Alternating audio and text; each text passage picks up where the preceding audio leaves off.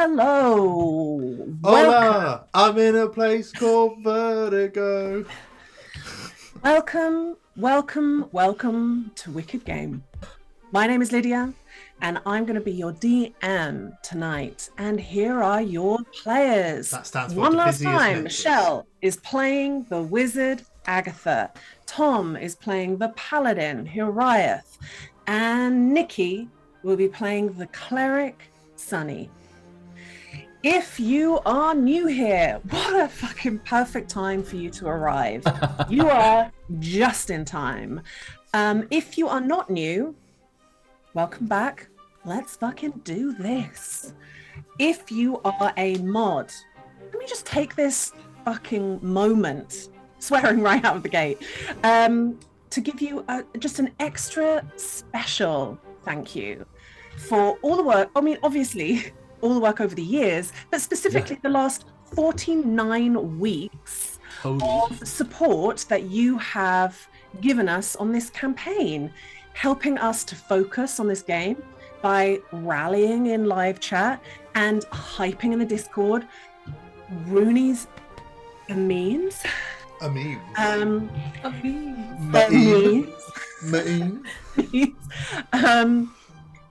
It is incredible, and we are always so incredibly grateful. You guys really are the heart of our community, so thank you so much. This is the final episode of Divisia Sensus. Between now and the start of the new campaign on the 5th of July, we will be doing bits and pieces of fun stuff here. Casual, impromptu shenanigans. And then, smack bang in the middle of our charity week, we'll begin our new campaign, Wards of the Veil. We've very much enjoyed the speculation in Discord about our characters and so on. And I think all we can really say is, you're all wrong. You don't know us. We are people of mystery and chaos. Shut up. We do not want to be known. We feel so seen and we hate it. For those people who are new here, we have an 8-day charity event in just a month. It is packed full. D&D, other games like Otomaze and stuff, crafts, arts, serious, passionate conversations about Shrek. So on. We have many things. I know Nikki does a fucking brilliant breakdown at the end of each game. Listen to him more than me. We are raising money for Solace. Somebody clip that. So we're raising money for Solace that works with women escaping violence. Please take a look at Solace as a charity on the run up to this stuff, because they do incredible work. We are big fans. Our friends, dear friends at Dice and a Slice and some other heroes will be supporting us, especially on Thursday, and we fucking love them for it. Do check them out. They are wonderful D&D creators. That said, that sounds like you're about to go, they are shit though. And they're not. No, what I mean is, with that said, I'm prepping myself for the most monumental previously on the Divisia Sensus. We have been following the ups and downs of 3 first-year students at the Arcane University, the Divisia Sensus. It is the most prestigious school of its kind in the Empire. Though, interestingly, only Sunny actually took the entrance exam and earned his place here. Motherfuckers. Nothing given. Everything earned. Hiraeth is a Fey prince who volunteered to come to the material plane after somebody accidentally ripped his uncle from the Fey realm because they were speaking a forbidden spell. Arguably the best decision Hiraeth has ever made. Best decision ever made. So why not go to school when you go to this place and find out what the people are like in this fair land? Agatha was said mortal, speaking aloud the forbidden spell, accidentally killing Fey nobility. She was given a place at the school so they could keep their fucking eyes on her, because what she did is like barely possible. On their first day, this is the roundup, day by fucking day. On their first day, they were informed in a rousing speech that many, many, many students do not survive their first year at the school. Nonetheless, they hit the ground running when Sonny realizes he doesn't actually know where his powers come from. Agatha is forced into a club that cares for people who've gone mad from magic, and Horiath feels like he has the world's worst hangover from just existing in the material plane. Just existing. That's me. It's me. Along with their friend Nevma, they get up to all sorts, including helping old drunk George find the love of his life and just become George. Chasing children over rooftops screaming, "It's for your own good." Chasing slippery pigs, becoming part of a secret society, discovering your boyfriend is actually kind of engaged, going to a petting zoo and coming away with a severed arm, rescuing husband and wife Myconids and giving them a new home under the school, chasing a serial killer, going to therapy with wet Nanny McPhee, making a deal, a great deal of money, killing massive sonic beetles, and going on dates, going to prom, getting killed at prom, going on holiday and meeting a mysterious person who grants you boons, betting on meerkat racing, learning to surf, curing uncles of catatonia, going to the desert, going to the cursed lands, oops, Koji, kill some fathers, but not before one dad of beekeeping age turns you into a Damphir. Archaeology, sow the bones, Sorosworn Rat King, celebrate birthdays, oh God, Fey women, dead boyfriends, more dead fathers, oh no, maybe war, oops, elopement, becoming a ward of the Empire, Phagents. Holy shit. Agents. I have just realised that you've made us play Neighbours. What? Fabers. Fabers. Nikki. Favours. Fabers. We've done so much. Nikki, roll the thing.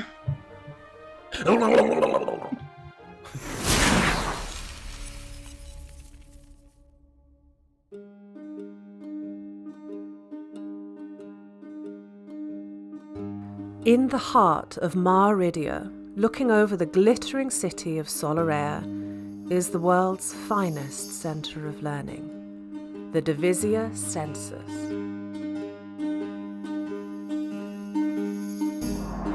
For centuries, this school has hosted the rich and influential and the greatest minds to have ever lived. Geniuses, leaders, holy figures, and legendary adventurers all had their start here. Though the school is built on old foundations, you won't find more advanced facilities for the arcane, alchemical, artistic, or academic, all behind powerful wards. The Divisia Sensus has the finest and most comfortable sanatorium in the known world. We pride ourselves on the care we give to those whose encounter with magic ended with a broken mind. Each year, we instruct students from far and wide in their chosen subjects and the rigours of life at the pinnacle of their field. There is no greater, safer, or more prestigious environment in which to receive an education. Lady Sophronia Apissimos, High Master of Divisia Sensus, welcomes you.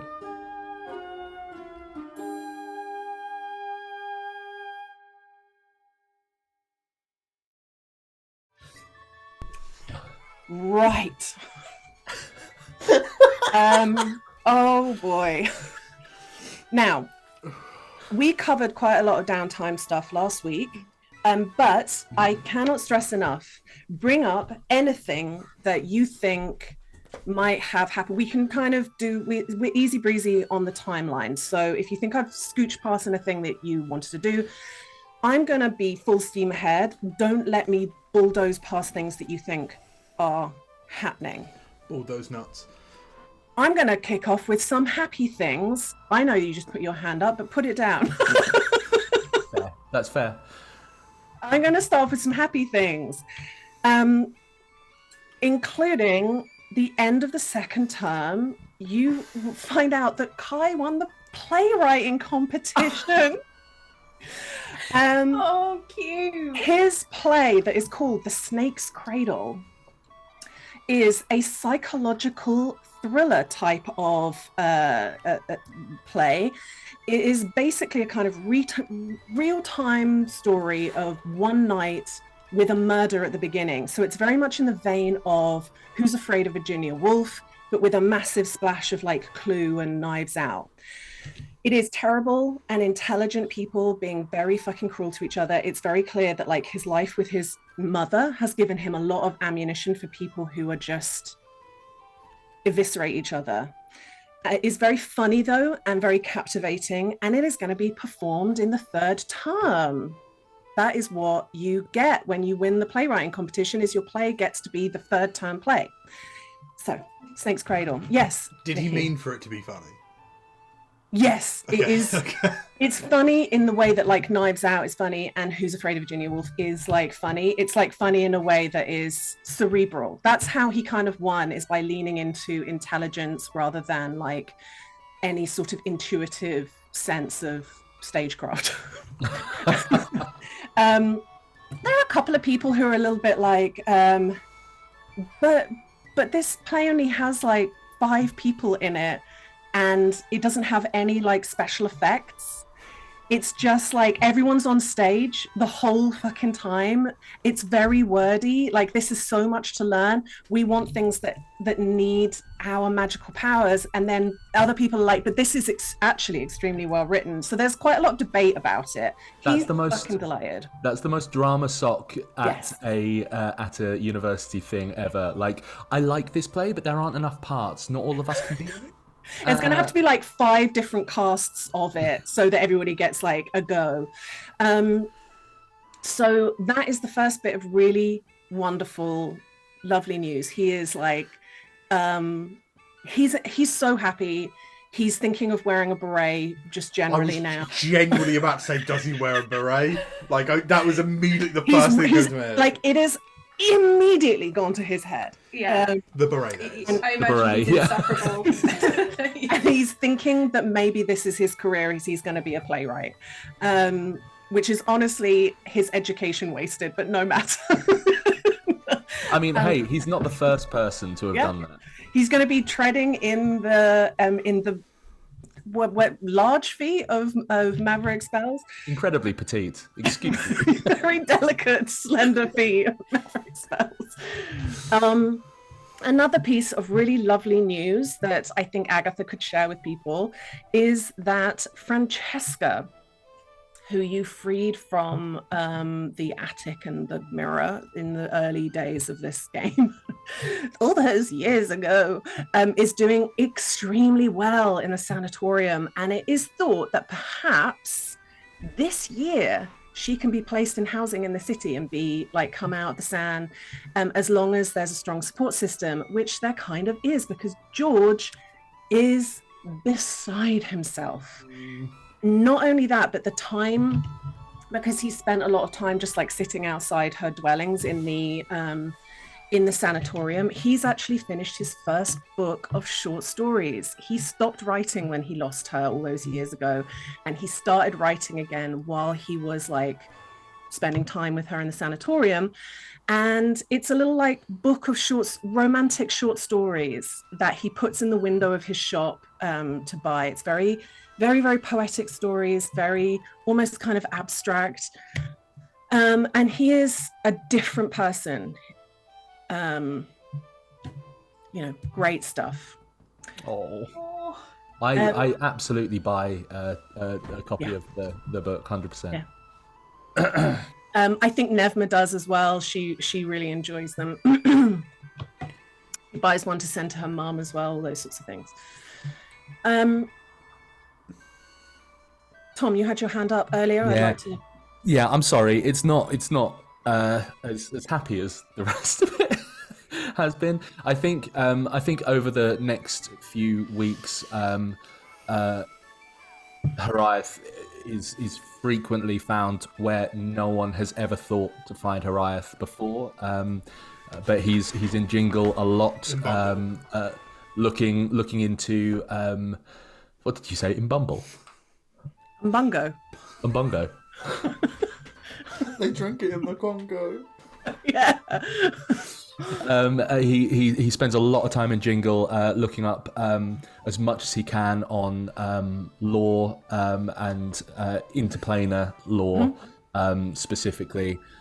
Trying to get as much as he can on how to get how to right the wrong that he made, sort of sending Fey agents to pick up my good friend, which is very sad.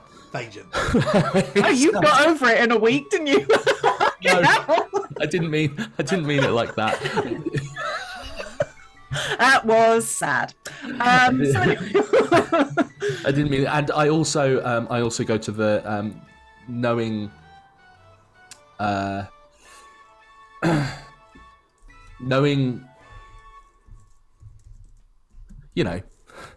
knowing what.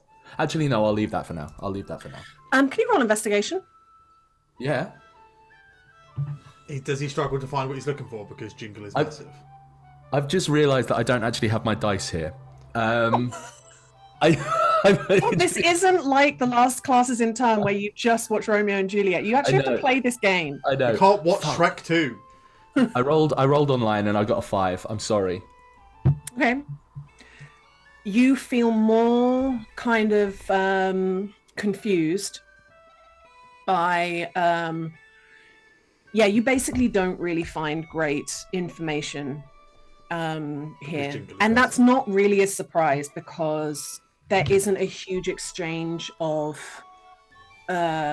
info between the two realms, and so there just isn't tons and tons there. Okay. On a 5. Okay. I think I'm gonna keep looking as much as I possibly can and just make a. It'll just take time. Yeah. Yeah, absolutely. Yeah, that's my thing. And the school breaks for the autumn winter holiday. Oh, sorry. Yeah. Before any of that, I think I will knowing where Honor came from, and you know some of the kind of issues with technology in the material plane. I think Hariath with you know the oh my god, the dorm mates kind of like say everyone so. emptying their thing because they're going to Kalakiolas. Yeah, we'll collect Honor's things just in the hope that he will see her. Yeah, you go to her room. Obviously, Decatessera are seeing out the year in at Divisia, and then they'll start their second year at Kalakiolas. And you go into her room. They're a little surprised. They take a little bit of convincing because, of course, she only ever talked about you as a series of swear words, really. Yeah. But her room is, she never really had very much money, but she did her best to make the room as fey as possible. But she didn't have the things that you have, which, yours is basically a kind of fey jungle. And but it's very sweet to see how she made her room her own, and that it was actually kind of a private space. Yeah. Anyway. You step into her private space. That made me feel bad quite a lot. Yeah. But what you do find hidden under her bed is the instrument that she is actually proficient in, which you were absolutely right to go there because it is a hurdy-gurdy, which is not played here for very good reason. It is all like technology contraption. It has hand screws and cranks and stuff, and you squirrel it out before somebody can dry heave at the very sight of it. Absolutely. For those of you who do not know, there is Where have you been for the past 250 years? That the people of this realm have a kind of genetic trauma attached to invention. The very sight of cogs and screws and springs make people feel a bit queasy. Blah, blah, blah. So you've done the right thing in doing that. You intercepted a couple of things, a few little gadgets that would have made people feel like they maybe didn't know her at all. Like gizmos and whatchamacallits. Yes. Doodads. Indeed. Doodads? You be So, careful about those doodads. Just quickly, in that that kind of short amount of time, Agatha is also in Jingle quite a lot, studying up on warding and protection and all of that sort of stuff. She's trying to just gather as much information as she can about. what I'm going to say is this. I'm going to give you advantage on this investigation check because it is so closely related to being an abjuration wizard. So please give me an advantage investigation Ooh, check. 22. Beautiful. Yeah, you have now in your understanding, it's going to take you some time to really learn them properly, but you have very, very basic and some slightly more elaborate warding spells under your belt. So not just the sense of like, well, I know this spell and this spell and this spell, but you can understand the sense, you can understand warding in quite a kind of deep way. I think that's what she's hoping for. She doesn't want a basic like this wards against Fae. She's like, okay, how can I do like this wards against all Fae except for Hariath and oh my god, I forgot his name. Edwin. Ewan, he's Ewan. not a cunt. Edward! Ewan. I remembered it. Yeah, I But yeah, think, that kind of thing. you know, what I'm going to take into account here is this is over the rest of the academic year. Yeah. I'd say that within the next couple of months, you feel fairly confident that you can adapt any sense of like drawing glyphs on walls and like parameters. You can make it quite like if you work on it for a long time, you can really fill quite an intricate, oddly spaced area. It's not just like a big 30-foot circle. You can kind of go, well, the door's right here, but then there's a little alcove there. And also you can omit certain people. And that this is very, very complicated work, but considering your speciality and all of that kind of stuff, I think it's pretty doable in a general sense. I'm not talking like exact mechanics. Yeah, she wouldn't be able to do anything like that now. It's just like this is the thing that she like. Really, really good groundwork. Yeah. Okay. Cool. Yeah. Yes. I have two things.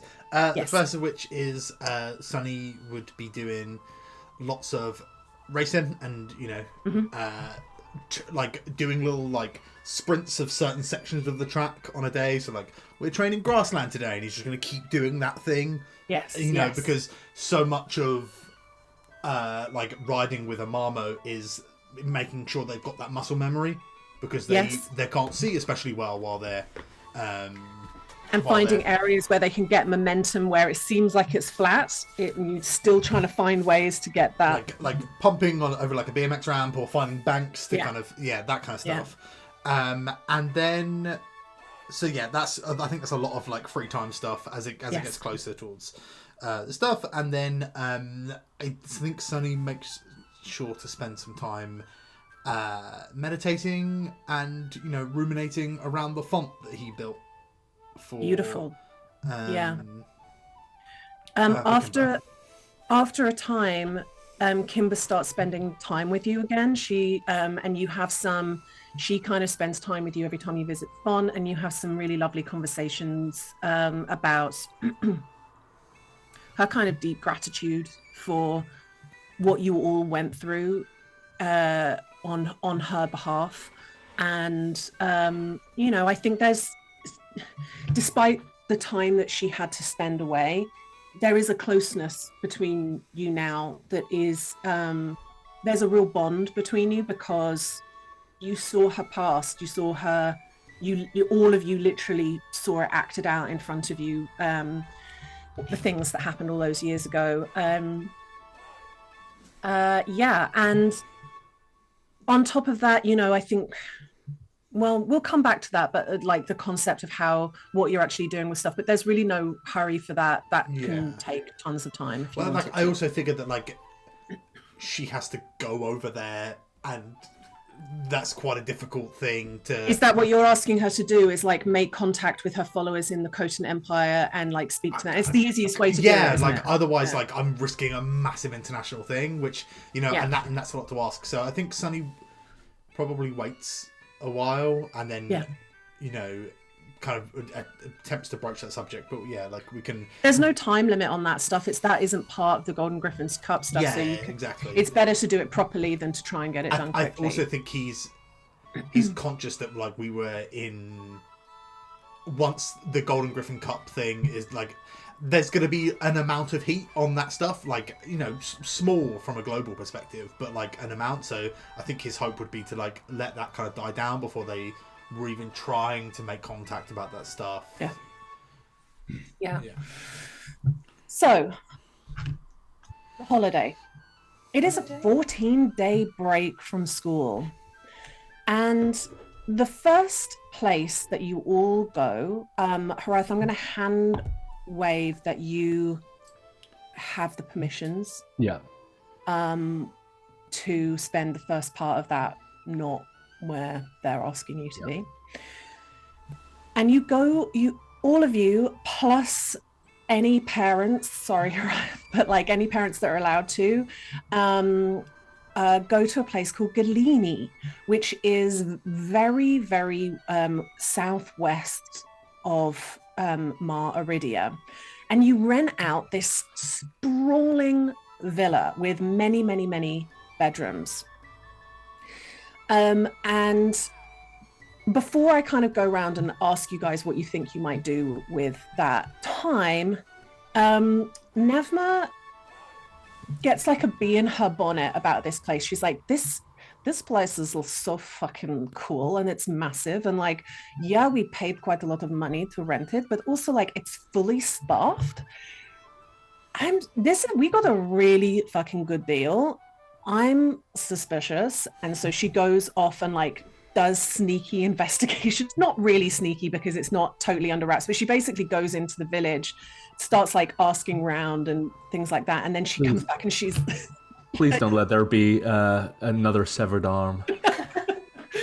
She comes back absolutely excited to spill the tea for everybody, which is that this was actually like a patrician's house about 30 years ago, and they got up to scandalously devious behavior, and the town turned against them.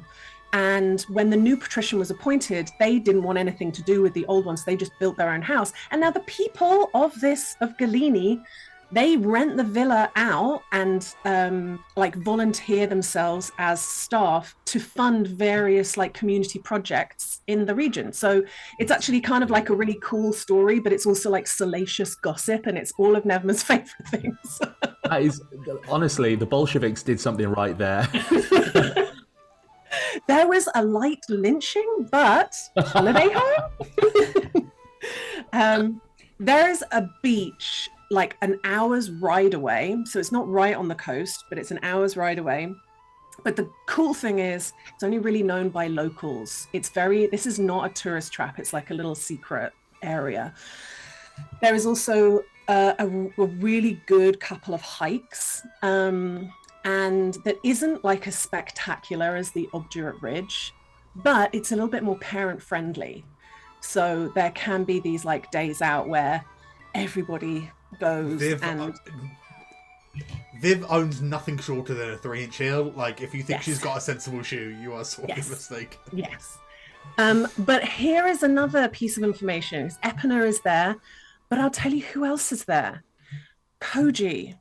Oh. Because and you get the full story, which is that Koji obviously helped the Decatessera people and was absolutely dumbfounded by their insistence on continuing their Golden Griffin Cup after he fought off hordes to like free them from this cave. And he was like, you guys are fucking, what is it about this Golden Griffin Cup that is so important to people?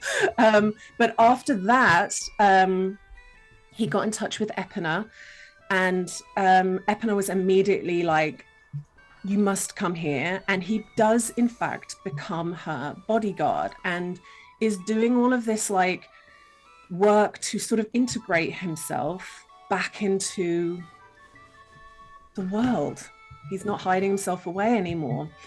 And so he is there on holiday with you. And in fact, you know, you go on hikes with him and he cannot quite shake the sense of like trying to decapitate anybody that approaches you as you walk through a nice picturesque forest. But it is a beautiful reunion, and you see that there is clearly like a deep connection between him and Epina. And you get to see that also Epina has a fucking sweet deal. Like her contract is a beautiful with the people that she's working with. So yeah, that is my side of this first leg of your holiday. Tell me some things that you guys get up to.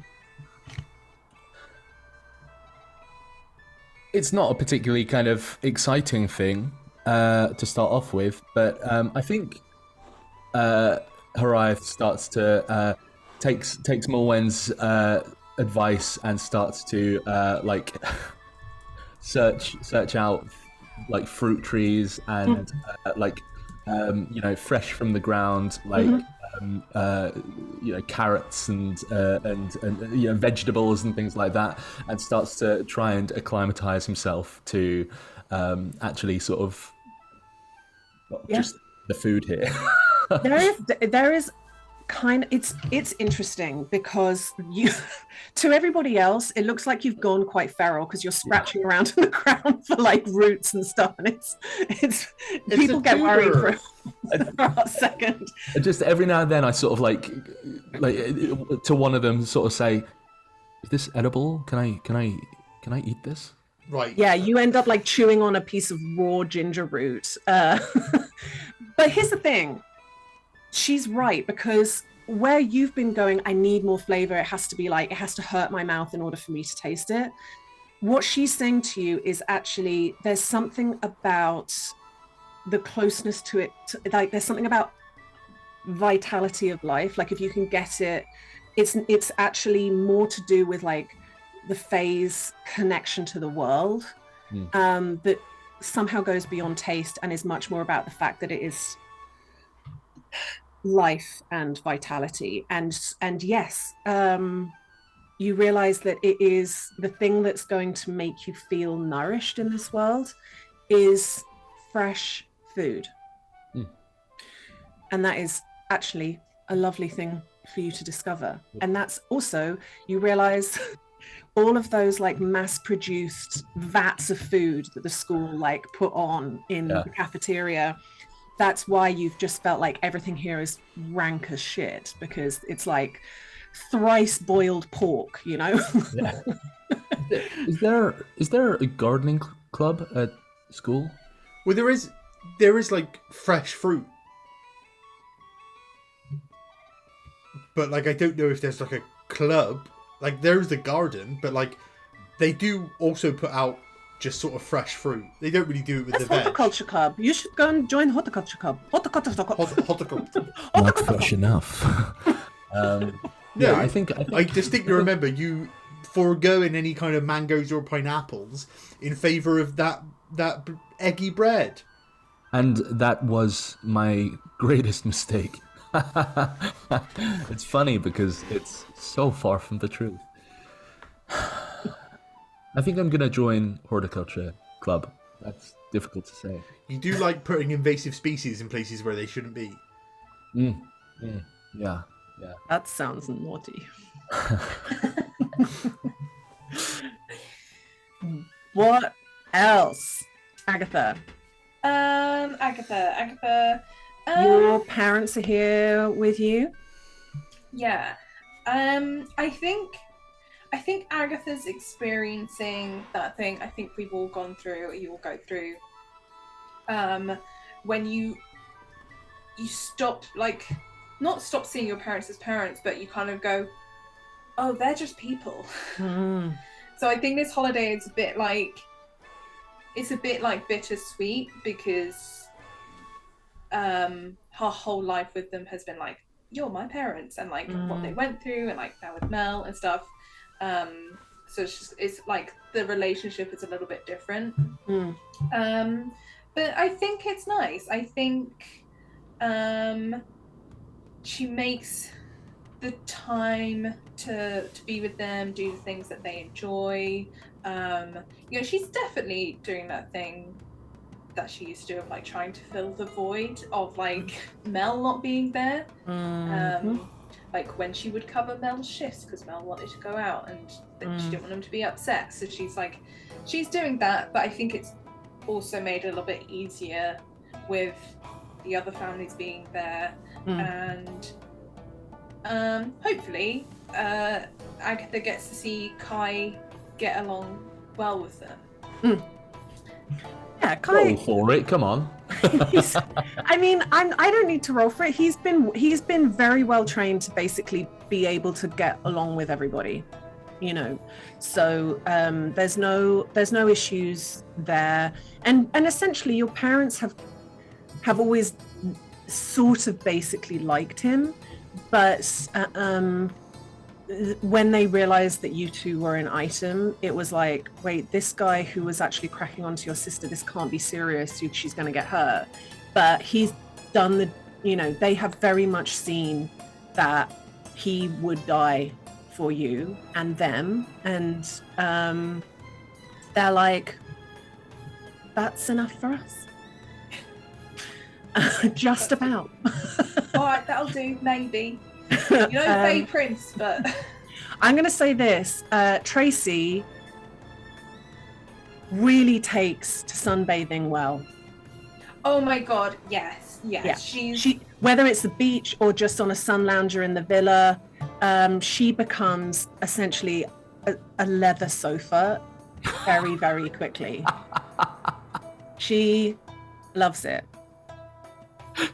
And I think Pete probably loves those hikes for he gets into the nature thing a little bit more of I think he probably fixates with Horiath a little bit about different things maybe I could make a dandelion root mead or something, he's thinking maybe I'll be a forager now. He's trying to figure out the difference between scat and a truffle.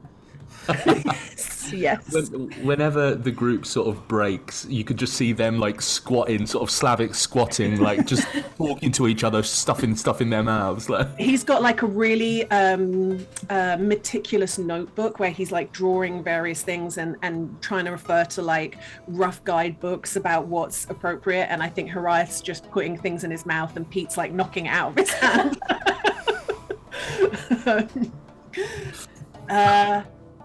Sunny, what kind of things do you do on holiday?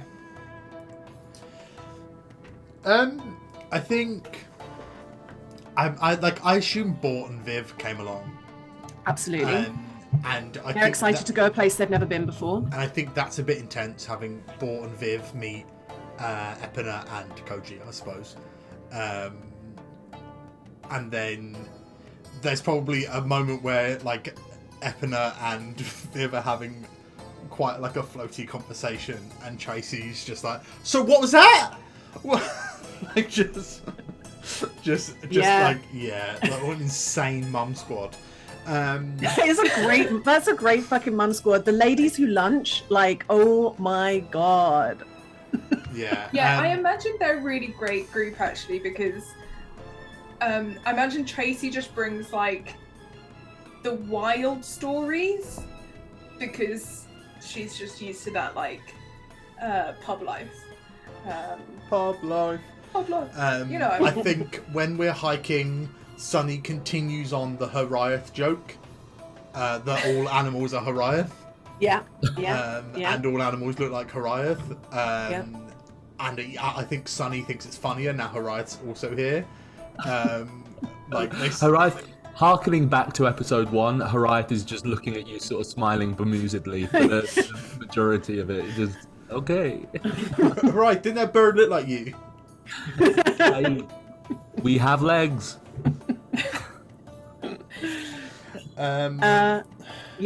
Anything else? I don't know. Like, I think he's thinking about the race. This is pre-race, right? Yeah, I think he's thinking There's a whole about other the term race. before the race. Yeah. He's thinking about the race and that kind of stuff. And I think your parents kind of immediately want to buy a holiday home here and are sort of like maybe gently reminded by someone or other that like this isn't the charm of this place isn't that it's a holiday place. Let's not gentrify it with holiday homes, guys. Yeah.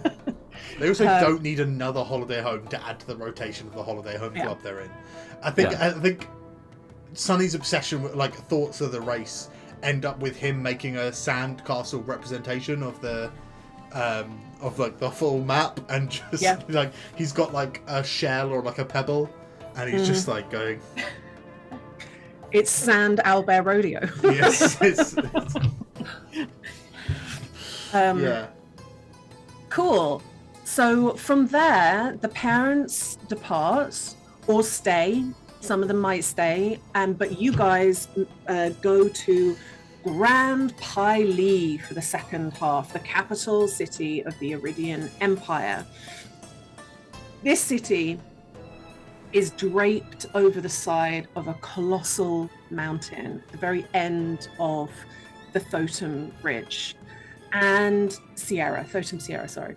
And this city has built itself up like on top of each other. So like you have these wooden walkways that protrude out. You've got the side of the mountain and then these kind of bits that are built out. And you have these shady promenades underneath that never see the light of day because you have levels and levels built up.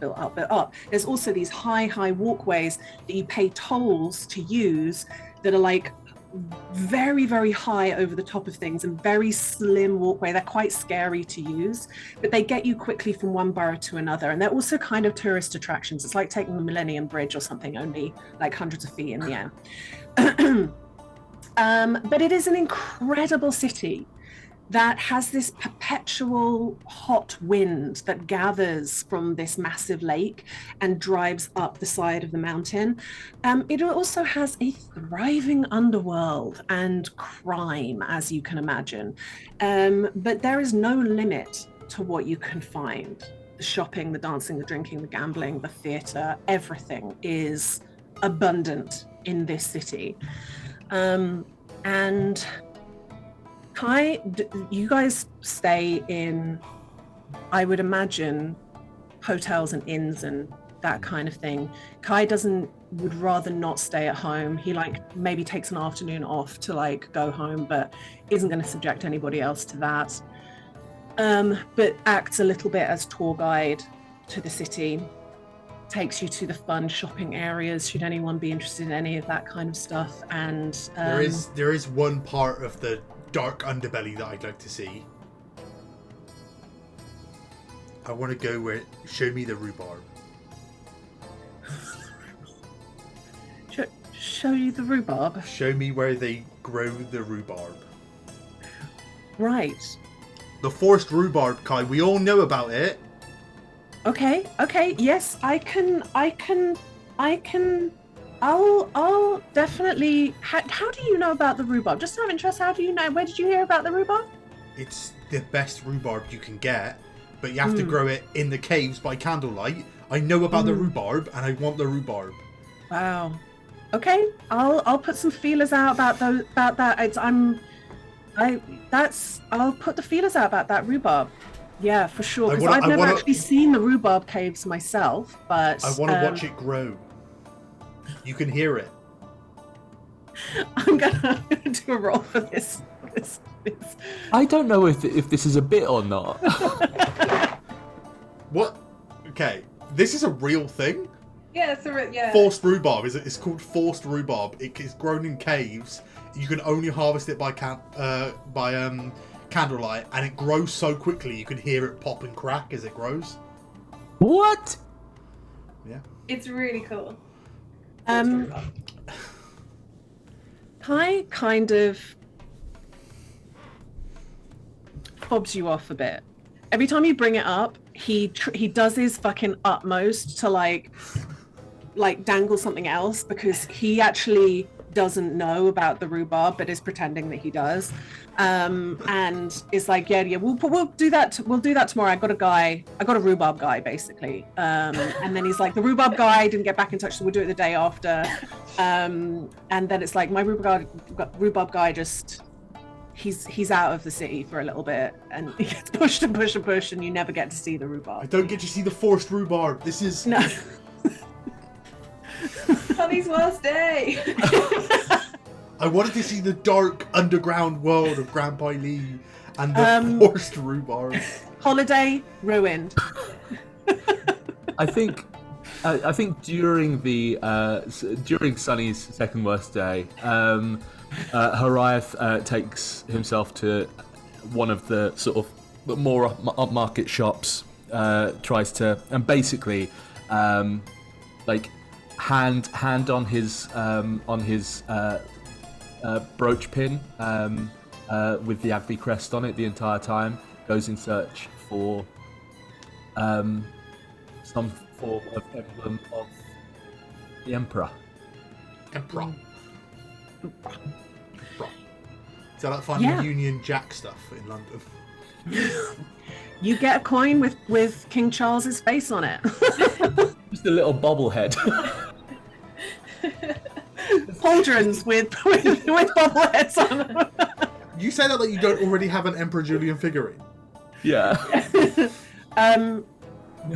Have you told the gang? No. Then I'm going to say this, because you have not yet said it. When you arrive in the city on the first night, big banner. Arrive, lives you Imperial Guard enter the inn and address you and say that you are to come with them now up to the palace in front of everybody. Wait, why? Why? What's he done? He's not done anything. Wait, why? It's fine. I'll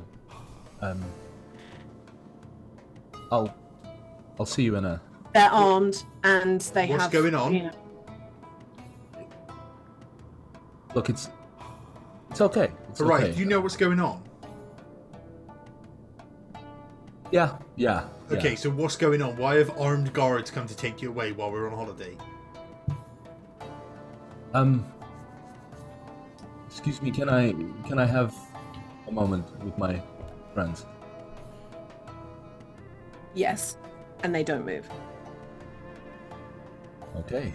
Subtext is okay. Yeah, I mean, I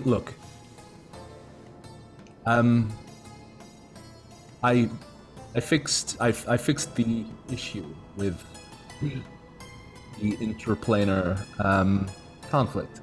So What does that mean?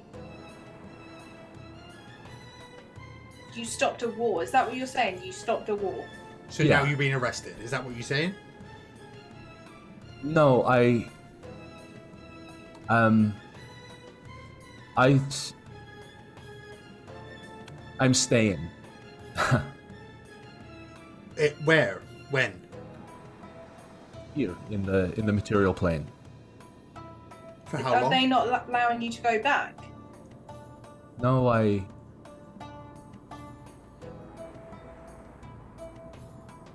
it was part of the deal that I struck, that I would stay here, and You're such a martyr to martyr. Why didn't you fucking say anything? Your heart must have been breaking all this fucking time. Why don't you just tell us? I mean, was there ever a good time to tell your friends that? If there's never a good time, that means that any time is the good time. Like straight just, after like, it happens. Never just wraps her like arms around you and gives you a hug. Stupid tomato. Tomato. Never. That's very funny, and we're going to talk about that afterwards. But look, it's fine. It's fine. It was. Where are you going to stay? Think here. In the capital. Yeah. Capital. Yeah. And are you allowed to finish, like, your studies? Yeah, I'm allowed to finish my studies, and then I am to stay here for the rest of my life. It's fine. It's fine. I look at Agatha for a second, and I say, "It was my fault. So I should take the blame." Not about blame. It's about like whose fault it is.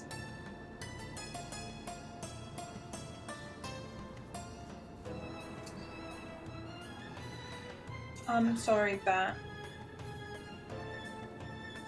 you made that decision. It's a difficult decision to make. I'm sure. But why didn't you tell us?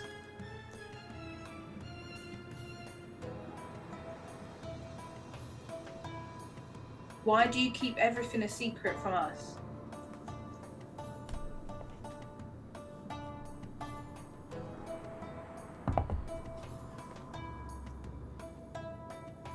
Because every time I open my mouth, I make a mistake, and It's not that you're opening your mouth that it's a mistake. It's when you do it. You always leave it too late. We're your friends. We're a team. Look, I'm sure this is absolutely devastating, and this is lots of terrible stuff. But I'm just going to say this: if half of us are going to be here, I might as well move to the capital after we finish Divisia. And then what? Then what? Then you can't get rid of me. Yeah, maybe I will get a little flat in Grand Pony as well. We're going to be like kids in the capital. Listen, none of you can get rid of me, so Sorry, Agatha. That's. And I just sort of peel out. Martyr Tomato was very funny, Never. Thank you. It was wildly irresponsible of you to deploy that in that moment. Hirath, you get escorted up to the palace, and you meet with one official after another. It's essentially like getting so many fucking fob cards for every fucking door. You get shown where your orientation. It's orientation. And he's going to forget it all. He's got 2 more years. But you are shown to your new quarters that will always be ready and looked after for you. And they are very beautiful quarters. And you also have it's not just one bedroom. It's a series of suites that are for you. So that you can have guests, should you wish. It is a really, really nice deal. Yeah. Living quarters wise. You catch up with Lady Morlowen. Yeah, I'm not saying that The exile from your homeland, less so, but Shut up already, it's great. Just get over it. You catch up with Lady Morlowen, who kind of does a little bit of okay, now you've had orienteering, let me show. I've lived here for such a fucking long time. Let me show you some of the better places in the palace. And I think it's the tail end of the palace season as well. So you get to kind of see that there's lots of that stuff going around. And yeah, you you finish the night, you can go back to your friends or stay there or do. In that case, I think at that point I would probably sort of say, I don't suppose the emperor is around, is he? This feels highly irregular. Well, he's not actually here at the moment, but he'll be here in the next couple of days, I think. I don't really know his proper schedule. He's always somewhere. Okay. I mean, obviously, every living person is always somewhere. I will. Yeah, I'll. If I can meet with him, I will be back. But thank you for this. You're welcome. No problem. I will go back with my friends tonight. Yeah. Would They they can be? stay in your rooms. Would they be okay to come here? Yeah, you just have to sign them in, give them their 17 fobs, you know. Okay. Get 17 guest fobs. Guest fobs. Cool. Only activated for 24 The hours. lanyard is a different color. Okay, and I walk back and sort of sheepishly come back in and say, I have been shown my rooms. I know that we were paying for this place. If we would like to not pay, you are all invited to the palace. Where do you want to stay? Do you want to stay here and just sort of hang out, or do you want to get your first night there over and done with?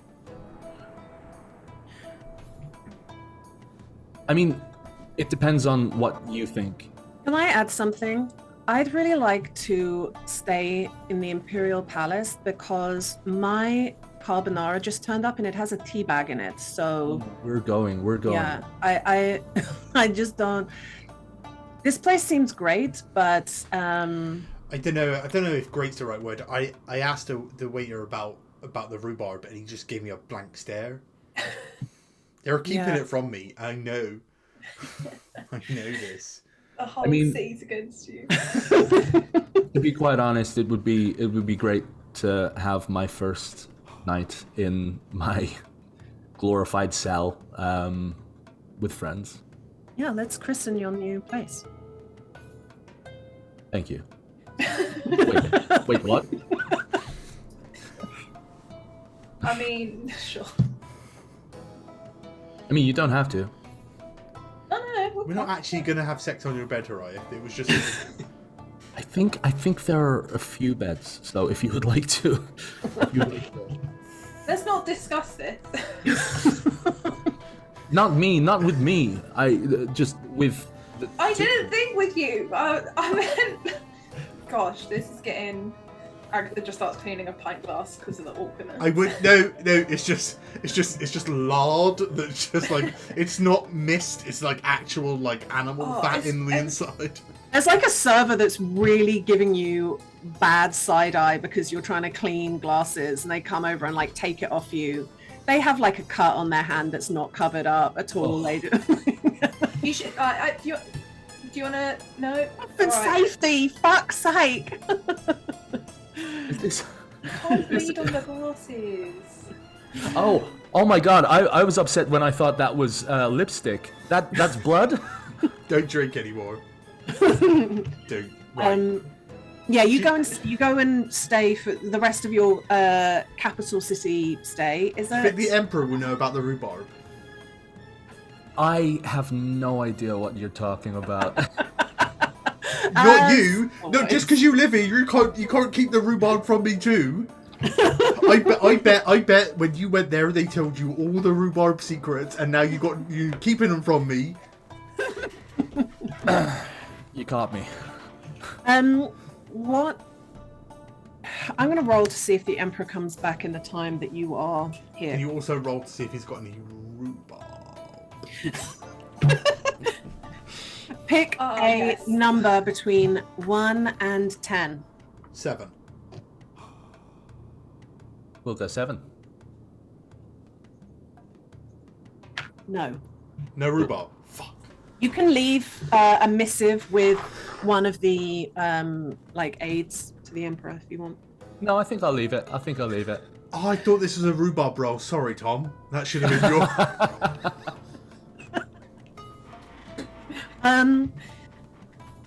Nikki, roll for me, please. Rhubarb roll.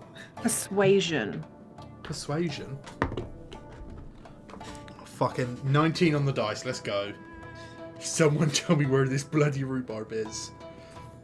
You're speaking to people in like staff in the palace, and they are all of them are going, there's no rhubarb, and something in your like There's no instincts war is in Basel, going, so. you fucking liar. You're lying. And it is you get that, you know it's out there, but no one. I want to see where the rhubarb grows. Cool. So, tell me anything else that happens in time in the capital. Who gets mugged? Obviously, Hariath. It's something that I think Agatha would probably have to get here. Maybe. She just wants to get Mel something nice as a wedding gift. Ooh. If she comes back. And my thoughts are getting like a memory of them as kids, like painted. Yeah. A really nice photo frame. And then buying a really nice, like really expensive, really nice handkerchief, and then Agatha's gonna embroider her initials into it using the fey thread that Hariath got her. Ooh. Okay. Can you please roll for me Arcana? Yes. Alright, 18. Okay. This is going to take you a little bit of time. Mm-hmm. But so 18 on Arcana. Let's have a sleight of hand so that we know just how pretty it is. Oh no, it's gonna be real ugly.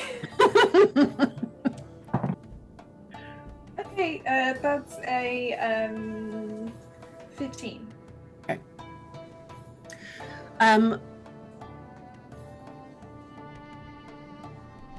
You start embroidering with these fey threads that you actually haven't used before, but they you feel it in your fingertips as soon as you start working with it, that this is empowering what you're doing, and you're not purposefully, I don't think, you're not making a patch, you're just like for the prettiness of it.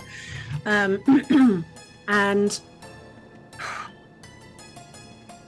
it will, what would it be? I feel like she'd embroider the equivalent of like, if it was like the equivalent of a patch, it'd be like one bee that lights up. Yeah, I mean, we're talking here like a very, very, because you weren't trying to make a magical item, it does have to be kind of low level and and almost like one of those magic items that you give that's like, oh cool, so I use it and I never get a cold. That's kind of, I know, that's the sort of magic stuff that DMs give you and you're like, thanks, never attuned to that. But it would be something like that, like like maybe do you know what would be cute, because you'd be thinking about her and the way that she is like, you know, that meme of somebody going, I'm crying, and you're like, well, what are you doing? It's like, well, my foundation costs $49. It's like, if you use this when you're crying, your makeup won't run. I was just gonna say that. It's like, it doesn't smudge your makeup. Prestidigitation, isn't it? Yeah, a little bit of like an element of prestidigitation. Yeah. Nice. I like that a lot. And the painting is beautiful. I feel like you could order it and have it, pay for it to be delivered to schools so that you could give it to her later. Nice. do that, and then I feel like Kai's become a theatre person now, so she's just getting taken to all of the theatres and all of How the can shows. he possibly wear more scarves? He does. does. You know what? Aloysius Pine. What is his name? I've forgotten his name from the Ottoman. Yeah. Oh, No, it's not Aloysius. It's something else. Chris Pine. Aeschylus Pine. Aeschylus Pine. Aeschylus Pine. Yeah. Lydia just reaching back to like philos of lore behind her is terrifying. I hate that. Who automates right now? My binder full of Boys.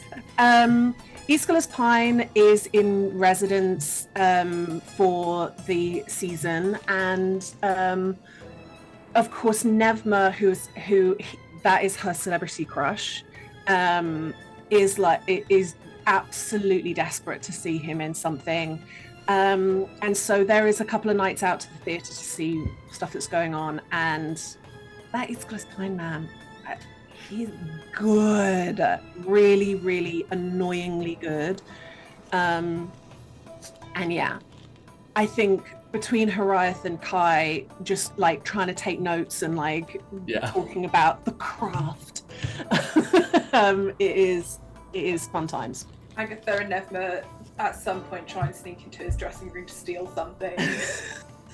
Just getting fucking caught every time. waiting at the stage door to get signatures. Yeah. Nice. With that, yes. I would like to buy a 2 foot long, 3 inch wide piece of the finest chiffon or chiffon. Tweed or something that is transparent / translucent in purple, but the most expensive I can get a hold of. Okay. It's For the race. Sunny wears the chiffon over his face for the race, right? Yeah. You're becoming a Teenage Mutant Ninja Turtle. I like that. Yes. Yeah, I think you shop around at first because you want to make sure that you're getting the very, very finest. And yeah, you find this singular piece. It costs, let's say, 20 gold pieces for just that one piece. It is fucking outrageous, but you have a very good bit of equipment for racing now. I'm going to buy it and I'm going to put it in a little wooden box.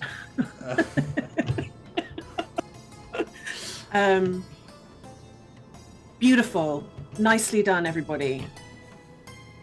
Final term of the first year at the Divisia Sensus. And I'm gonna open with a non-school matter, which is the wedding of Ewan and Mel. That happens on the 27th of Abadni. And I thought you said a bad knee. It's the 27th of Badney. As many weddings do, the Temple of Okrath is a common place that people get married. She is the goddess. She's the Dark Mother. She's the goddess of renewal and the big ones. So birth, weddings, death. And somewhere along the way, this event has completely run away from itself, because due to it being interplanar and somewhat connected to the recent incident, the Emperor informs you that he will be in attendance with one of his spouses. And so you receive an imperial wedding planner to help, it's like the kindest way of saying, you may not have a modest wedding. They send a party planner for you. Are they paying for it? They'll contribute, yes, because they're not they're essentially over and above what they would have done anyway. Ewan can fucking. Ewan can also, all the Fae, when they come over, they have pockets bulging with gems because there's no exchange rate for the currency, so it just comes with so many gems. So this dwarf woman named Imogen comes with like Short girls run the world. girls around the world. Hell yeah. And she is actually incredible. But it is through her and her organizing that you realize that it isn't just the emperor that's coming. 3 kings of the Hosiag wildlands will also be coming. An ambassador of the Khotan Empire will also be coming. A member of the High Corlia of Dawn Valon will also be coming as a way of like showing their support for the deal that was made between the Fae and the Emperor. This is their way of going, we need to go to like the next big event. Oh, there's like a wedding between one of the Fae princes and this random chick. So let's go to that. Julian's going, so do we have to go? Yeah. Oh my god. That means Viv's coming. Everyone's in attendance. Agatha, you have been named Bride's Chosen, which is the equivalent of Maid of Honor. Cool. It is you, along with 2 of her absolutely insufferable friends. And you go on wildly too many dress fittings. Yeah. Not just to like make sure her dress is absolutely perfect and that she feels very fawned over, but that she is beyond Bridezilla when it comes to what you're going to look like. And that you have to look incredibly good, but not as good as her, obviously. Her friends are trash people. They are so mean and horrible. You know, you watch reality TV, you will know. I know those people. Agatha bends over backwards for whatever her sister wants. Yeah. And as soon as her back is turned, puts those 2 girls back in their fucking place.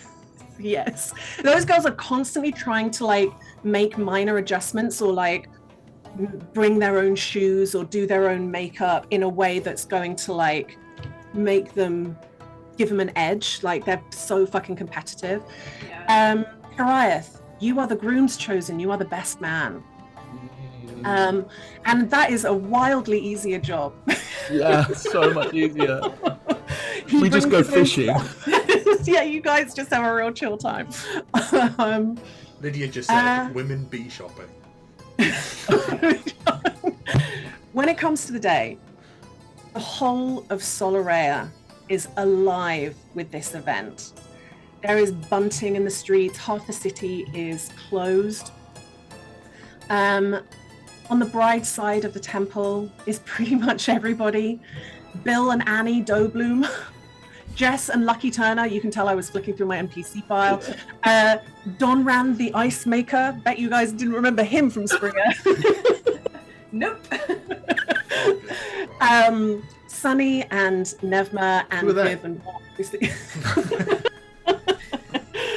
Many family friends are there. I would probably say George and Francesca are there as well. That would be really nice. And on Ewan's side is obviously Horiath, but then all the emperors and kings stuck on that side. So it's very colourful. The emperor brings one of his spouses, who is a furball called Kingsley, who is extremely sweet and lovely and like soft and romantic and just like an absolute dream. They're the wedding spouse. They get rolled out for weddings. Wedding spouse, yeah.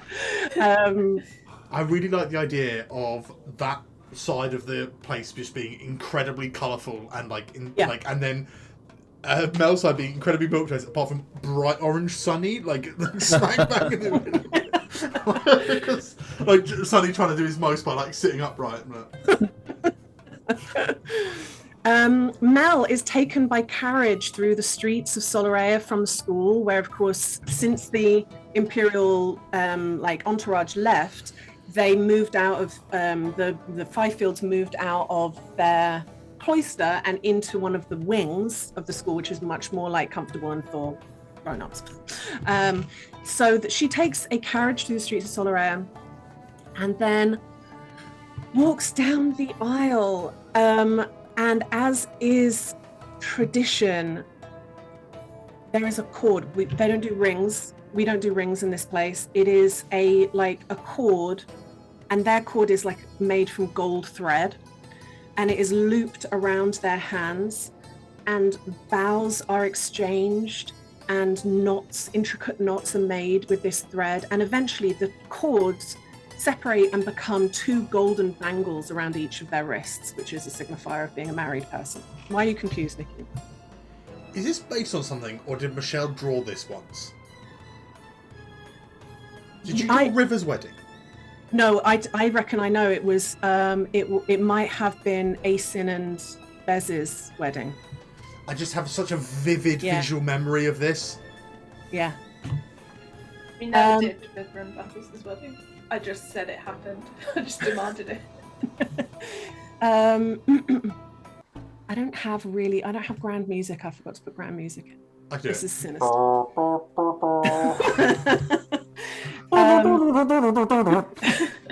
It's just such an incredibly grand, beautiful affair, and the vows that they exchange to one another. I wish I could do a whole fucking episode on this kind of stuff, but we got mounted racing to do, so you guys can imagine it all. The reception is in a marquee outside the city in the shade of the mountains, and it's a fucking rager. We have like Ewan and Hiraeth and Lady Morlowen teaching people Fey dances. We have the person from Dawn Valon who's called Mithil Doro with his partner Gaius teaches people dances from Dawn Valon, and so on and so on. So there's a lot of like cultural exchange happening. So many speeches are made. Kingsley, the Emperor's spouse, actually gifts the happy couple with a new harp, and so Mel plays some music because the last harp got burnt up. Absolutely top tier wedding guest. You do not know these people, and you've smashed the wedding present out of the fucking park. Insane. You don't get to be a fucking imperial spouse out of nowhere. Kingsley nails it every time. I'm so good at weddings. I realise I didn't say that it was getting made, but can I say that I got like Ewan and I share this obsession with the glass busts, and I got Ewan and oh my god, your sister's name. Mel. Now you know how it feels. Fucking Ewan and Mel sort of together in a glass bust for them. No, what like little cake toppers of them? That's so sweet. like a kind of dual bust of them, you know, Mel on Ewan's chest or whatever. Tom, that's lovely. If you think Hiraeth Scroom's chosen gift isn't a commemorative cup, then you are. It was either a bust or a cup, right? You've got like a little like platinum like you know, you get a hip. Everyone gives their like groomsmen a hip flask. You've got a commemorative cup. And a few days after the wedding, they return to the Feywilds to have second wedding. I thought you were just going to say sex. It's just like I heard to have sex. To have second wedding. It's okay, Hiraeth. I wasn't able to go to my mum's second wedding in Cyprus because I was doing my GCSEs. Yeah. And also, you know, the Agvies for a while, like. But all the Agvies didn't get to see first wedding, so it's kind of appropriate. Yeah, all of the Agvies, yeah. Okay. I'm going to get through this next bit without crying. Early in the third term, Agatha. Let's go. Let's do this. I'm bracing myself. I can do it. You have known for a while that your friend Fida has been deteriorating. The days where she had good days have gone, and she is so tired. Her family have been notified, and they are staying in the city.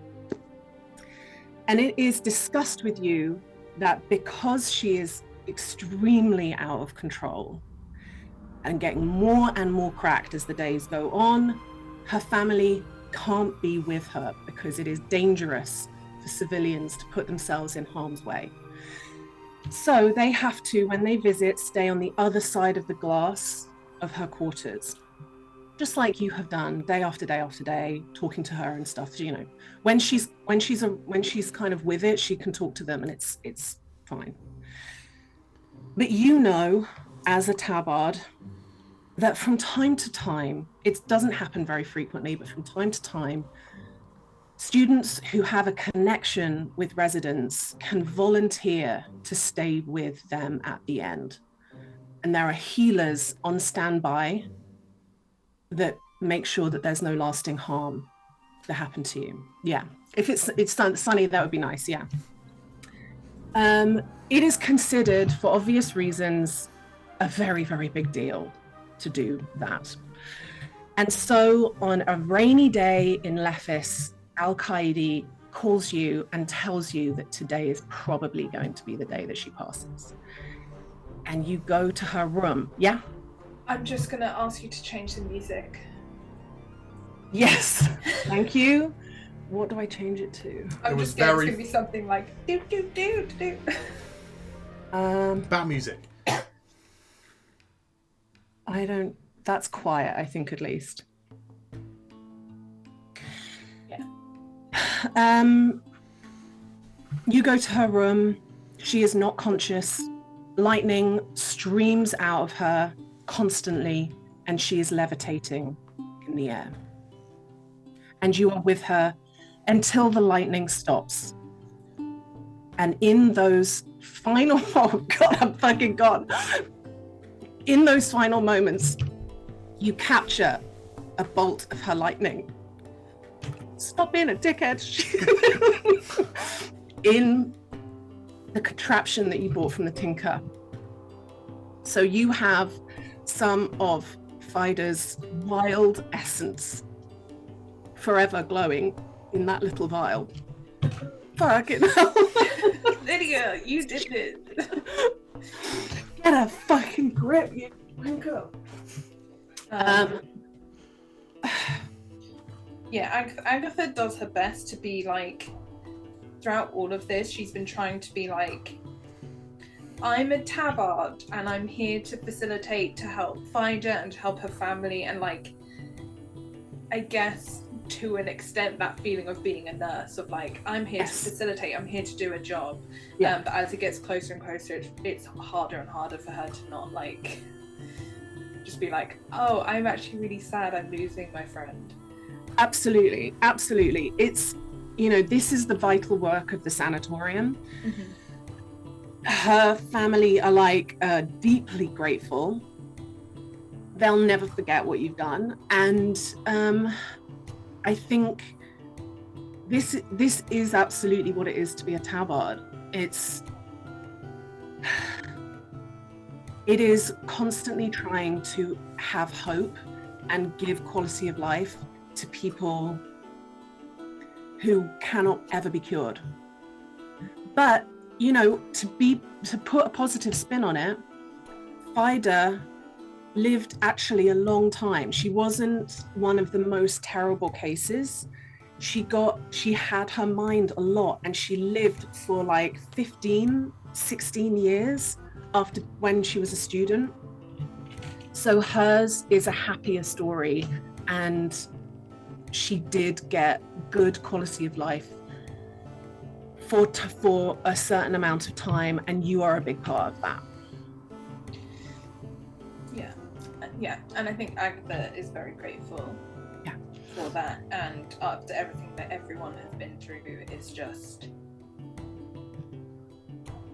as sad as she is so grateful for the fact that, you know, her and her friends have been through a lot, but they've survived it, and nothing like that's happened to them. And you know, it's one of those things that just puts everything into perspective.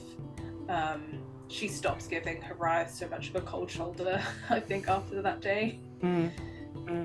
Yeah. Beautiful. Okay. Next section. Getting Shane's tavern back. Yes. You meet with Kevin, who immediately goes, well, mate, you're kind of the reason why we met. So thanks for standing me up. Oh,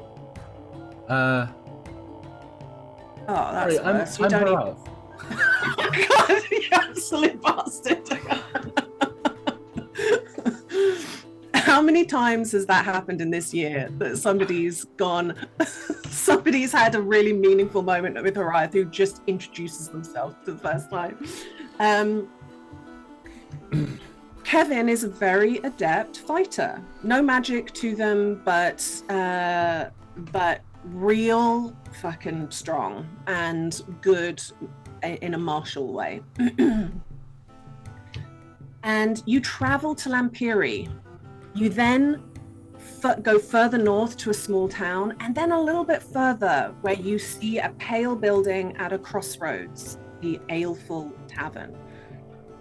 It looks kind of derelict from the outside, but it is actually full of a gang of highway people who have been robbing like crazy along this road for quite a while now.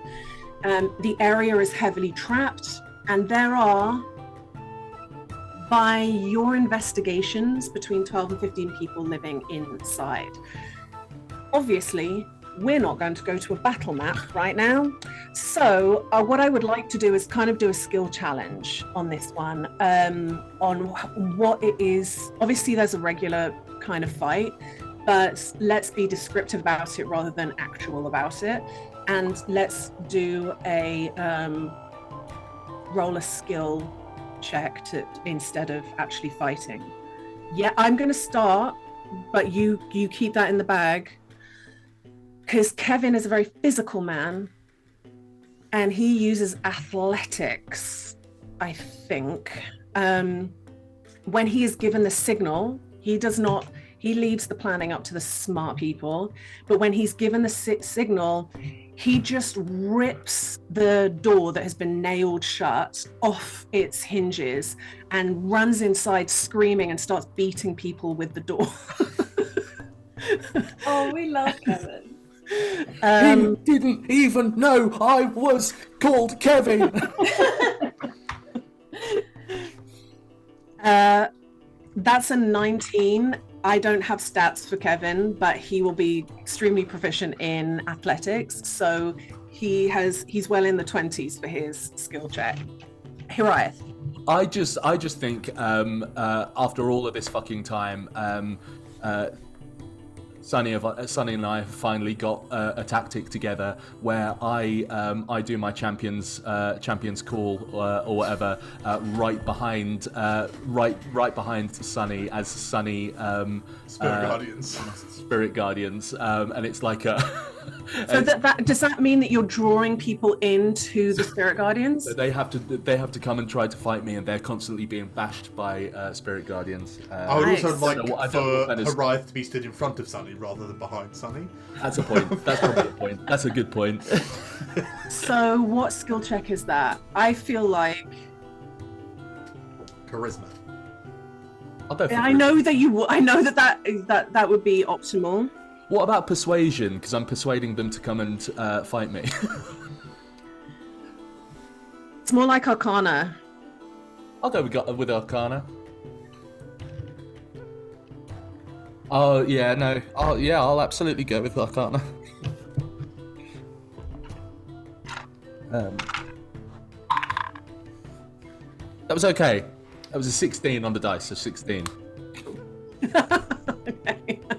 Probably should have gone for yeah. Can I ask why it's Arcana? He didn't cast a spell. He's using a magical effect. Okay.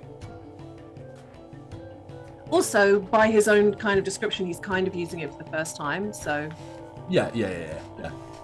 I mean, it has to be a skill. What would you? No, we're gonna go with Arcana. He's using a magical effect for the first time. I mean, like. Without wishing to be kind of DM, I was thinking maybe persuasion, just because it's kind of that persuasive voice as opposed to kind of like a spell. But I'm also happy with Arcana. I don't think persuasion for a for an aggressive attack, but I would allow it to be changed to take the number 16, and you can add intimidation if you want. I can do that. So that'd be 21. Great. Agatha, what's your skill? I think Agatha's skill is coming up with like a plan. Yeah. Like she would use her magic, like she learned spell like slow, and things to manage the battlefield, and probably would have done some sort of like watch the night before with someone, maybe Nevna, to come up with a plan of like, hey, if we attack them at this time, these lot have just started their rest or whatever. Let's do this so we can bring them out here. I don't know who else is with us, but if there's people like Pluto, Bing Bong, it'd be like, okay, you guys go around there, you know. I'm going for an investigation, please. I love it. Roll investigation. It's not her best work. She's still mourning Fido, okay? That's a 12. Okay, cool. Nevma's going to go ahead and do a stealth check for going the night before and scouting what everything is. And she gets a 17. It's not brilliant, but it's enough. Sunny. And so in my head, I have two options. If we're not counting the Spirit Guardians, popping Spirit Guardians as a thing, either seeing if they've got any mounts or like wolves or any of that, or like pets or anything like that, and getting rid of them, or distinguishing who the leader is and calling that person out for Kevin and Hariath. So I was thinking either animal handling or insight, because they're things I'm good at. I like both of those, but let's pick one for the sake of the narrative. Have they got a lot of animals? They've got a few. They've got a couple, yeah. What? Like, are they? Actually, they will have tons because they're highway people. So yes. Yeah, but are they like mounts or are they like protective? They're fawn. So, yeah, they'll be. So I don't really care. In which case, I think when Kevin knocks the door down and I pop Spirit Guardians, I want to check everyone's reaction and see if anyone looks to someone for like guidance and stuff like that. And then I can just be like, he's the leader, get him! Yeah. To like focus things down. Roll insight, please. These are things I'm good at. Oh, 25? Ooh. No, it suddenly got too jaunty. Pirates of Penzance. After all this time, I still don't know the titles of the song. What was it? Sorry? 25. I got 17 on the dice plus 8. Yeah. So I think knitting all of that stuff together, the night before, there's the scouting mission, looking, and like a lot of people stay in the basement so that it continues to look like a derelict building. But Nevma catches all of that stuff, and we go in through like the those like side doors where you like wow, and there's stairs. The dead giveaway is the fawn who are trying to look like wild fawn just grazing nearby, but they're clearly trained fawns. Does this look like bedhead to you? Do I look wild? And at like dawn, you have Agatha bringing everyone round, like explaining the plan of like, you come in here, I'm going to cast this, and you have like this airtight plan going in. Where did she get a whiteboard from? She's got like a laser pointer. She's been really focusing on her prestidigitation to make like a whiteboard and a laser printer. Let me Tony Stark this shit.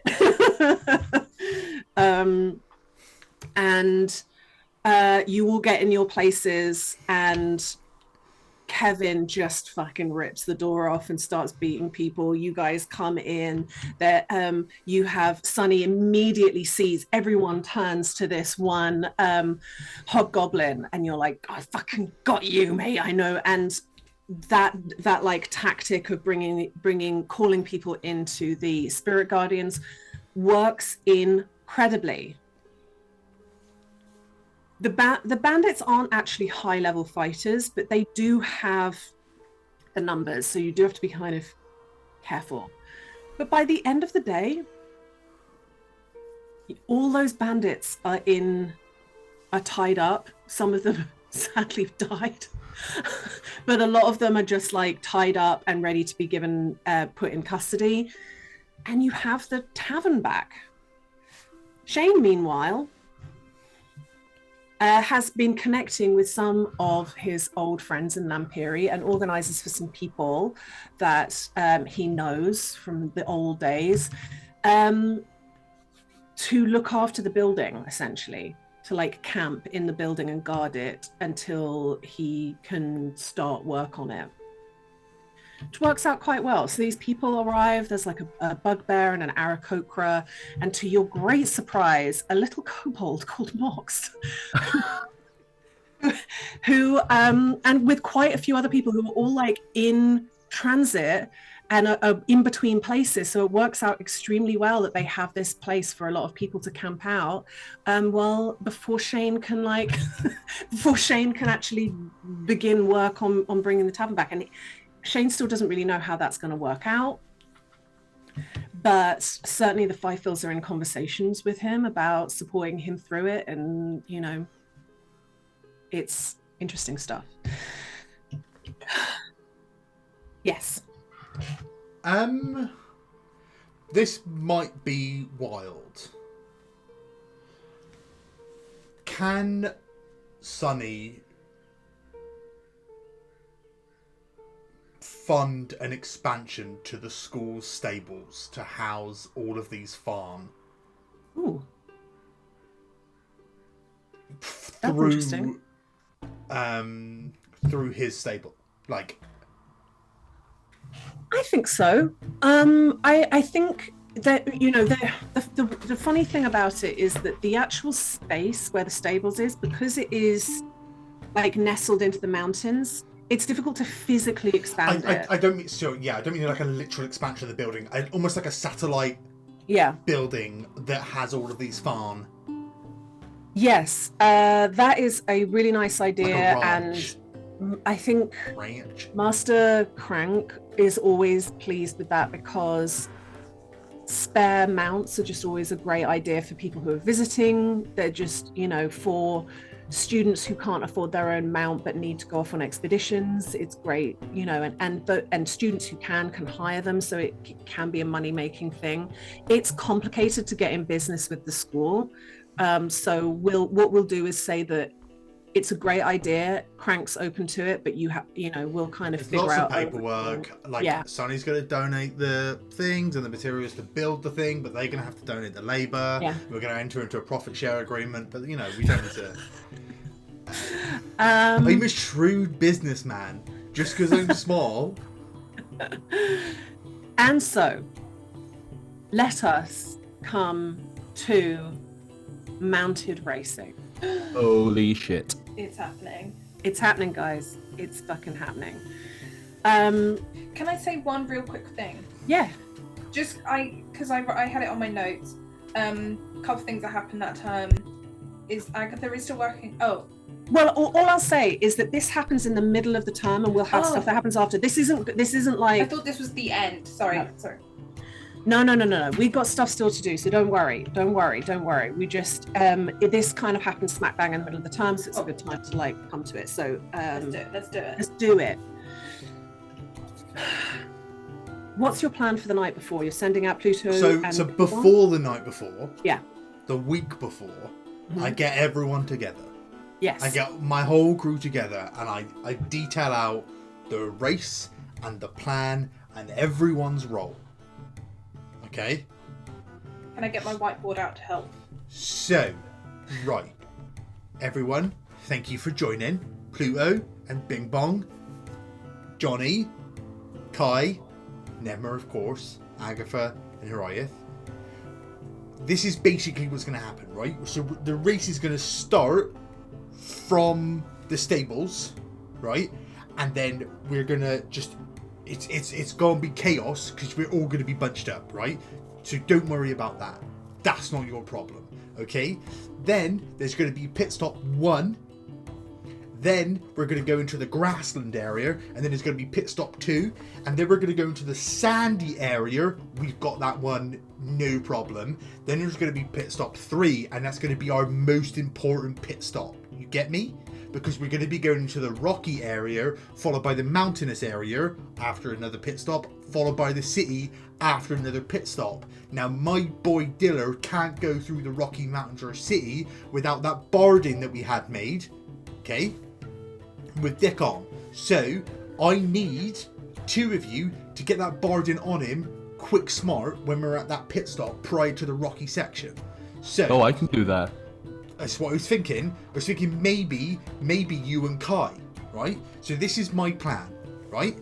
Horiath and Kai, yeah, because you're, relax. So you get familiar with it. We're going to go and do some practice. But basically, so this is the plan. The night before, everyone sends people out to do hijinks, right? So the night before, I'm going to sleep in the stables next to Diller and make sure no one touches him, okay?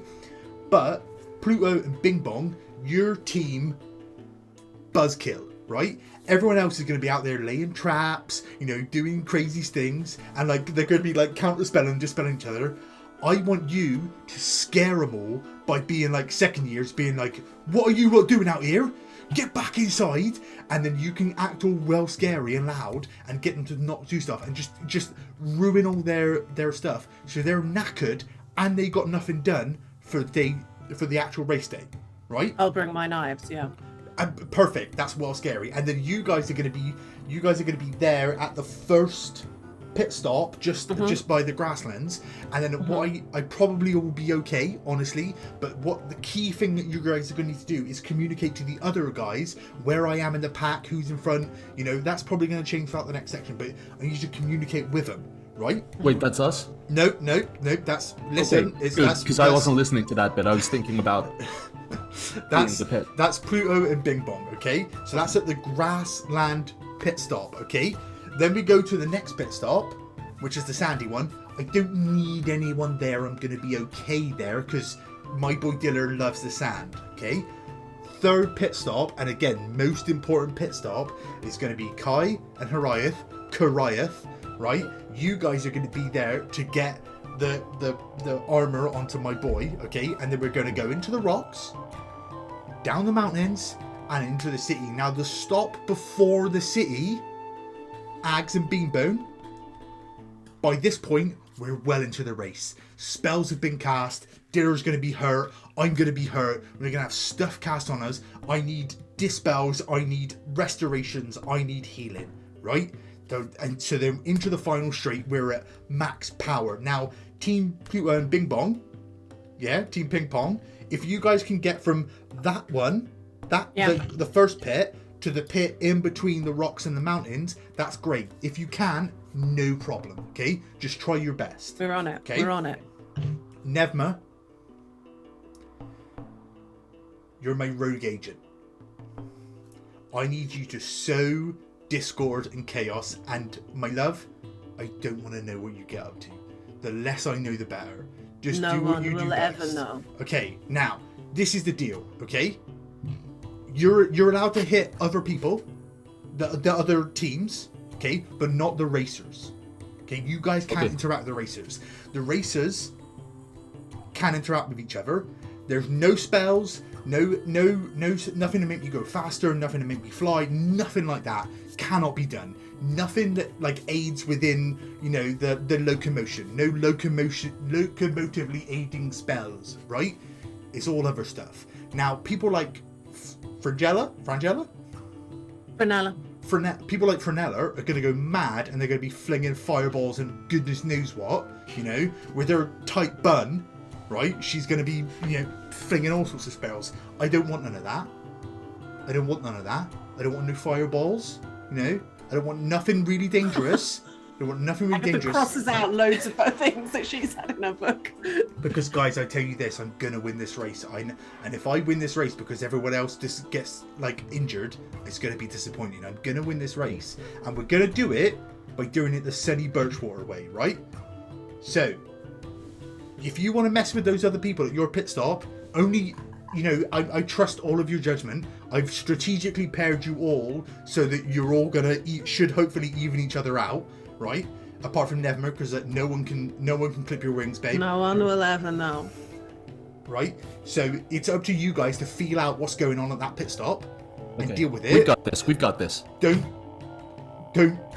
Please don't make anyone like bleed or nothing, right? Okay, this is good, clean fun as much as it can be, right? But that's on you guys, right? You should hopefully everyone should balance each other out. Everyone's really important. Everyone's got lots to do, but at the start it's going to be chaos. So night before, where is everyone? Where am I? In the stables. In the stables. Correct. Right. Team Ping Pong, where are you? Well, we're slitting throats of people who are trying to set traps. See, I feel like you messed. You can say that, and you can look like you're going to do it, but don't actually do it. Don't actually kill no one. Just, it's scaring, right? No. See, the thing I said to Nevmo, don't apply to no one else. Don't apply to no one else, right? So Team Ping Pong, that's where you're going to be. Okay, now the day of the race, right? Who's at pit stop 1? Team Ping Pong, that's correct. And now what's your focus? Communication. Exactly. Now pit stop 2, between the grassland and the sand, who's there? No one. No one, that's correct, because I got it, right? Fucking Pit trick stop, question. Pit stop 3. Goliath. Team Kariath, correct. I hate this. And you guys, and what's your main job? Boarding. Getting the stuff on, yeah. Correct, right. Now pit stop 4, between the rocks and the mountains, who's there? Me and Beanbone. No, wrong. that's we're going to try and Team get Ping there. Pong, if you can get there. Now, between the mountain and the city final straight, who's there? No, that's not what you said. It's exactly what I said. It is what you said. That's Beanbone. And Team it's me. Agatha and Beanbone. And what's your main job? Your main focus? Dispel and restoration. Exactly right. We've got this, team. We've got this. I don't want to. There's so many high fives. Now I'm gonna say this: when we're racing, I'm gonna be locked the fuck in, right?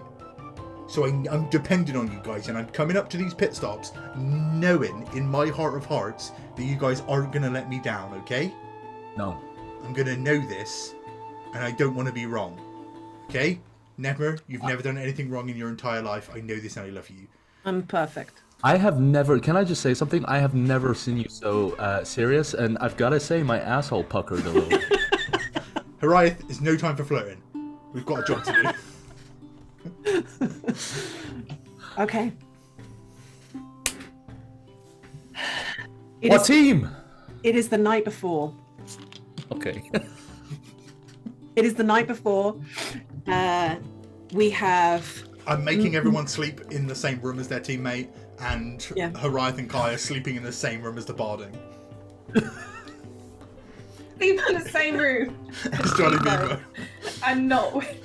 They sleep high-fiving. Every time they roll up, it's just hand slapping through the night.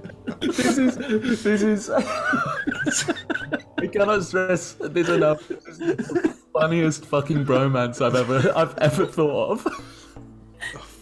So Oh, God. From enemies to brothers. Enemies to brothers. That's very good, Tom. Thank you. That was very good. You also do have to sleep with the Barding in the room. Yeah. Of course. Take the Barding at all costs. We both spoon it. Yeah.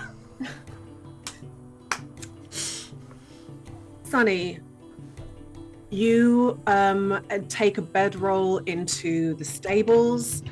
At first, Dilla is just extremely excited by, like, as animals get when there's like a change of, an exciting change of routine, and like rolls around the stables a lot, being like, this is weird that you've got your like thing in here. I'm gonna open the little wooden box that I bought, and I'm gonna show him the silk, the chiffon. Yes. Yeah. I'm gonna tie it around my face, around my eyes, and he is a trained racing marmo. Yeah. And this is like blood in the water. Everyone's leaving. Everyone's leaving. Everyone's bored. It's just you and me. We're just getting ready. Tom's gonna come back in with like, big armor for a mama. Yeah, like I think that's part of their like ritual before like a big race, and that I think that's the thing that makes, you know how like with horses and like greyhounds and stuff, they put like blinkers on them, or they put different like weighted like things on them because they know it's like race time. Yeah. It's like all or nothing. I think that's the like signifier. All those years in your past before you came to Divisia of you doing those like long distance cross country desert rides, then you know you had these systems in place that you would do, and Dilla is excited and knows the score. And I've got my board with me as well. Before anyone says anything, I've not forgotten it. I've got my board with me. I've got everything I need. I'm ready. Yeah. Nice. Can I just say, it would have been so good if we'd foreplanned for this, and us both going off screen just then was us getting the jackets. That would have been so good, and I regret that we didn't do that. Can we go back in time and do that? Yeah. You can't really know until it's sort of too late what happens with Pluto and Bing Bong. I know, and my friends aren't going to make me wrong.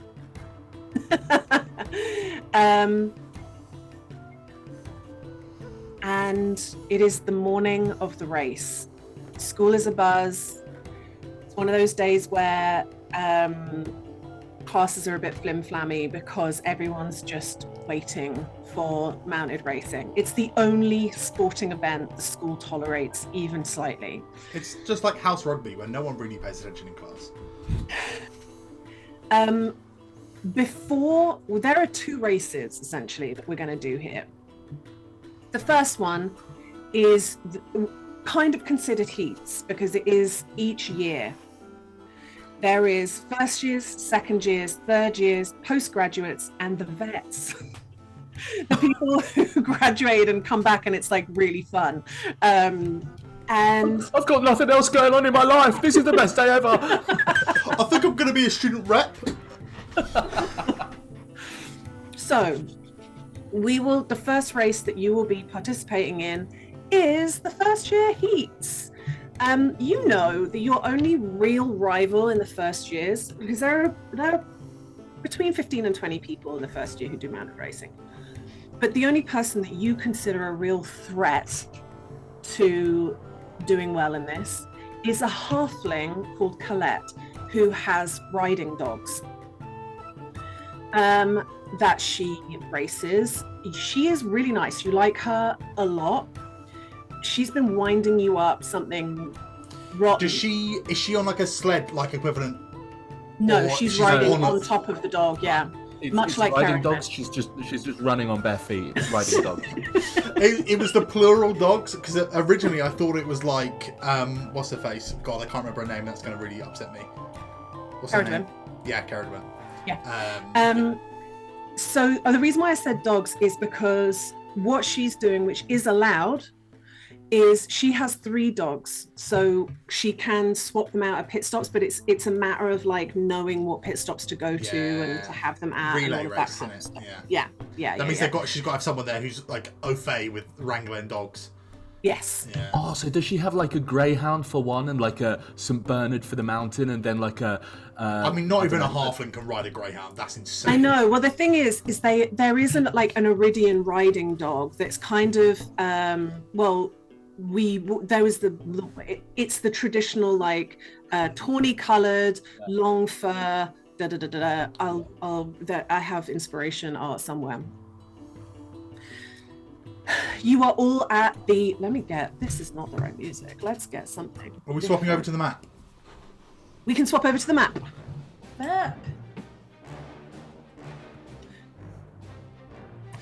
So, for people who are watching, grassland.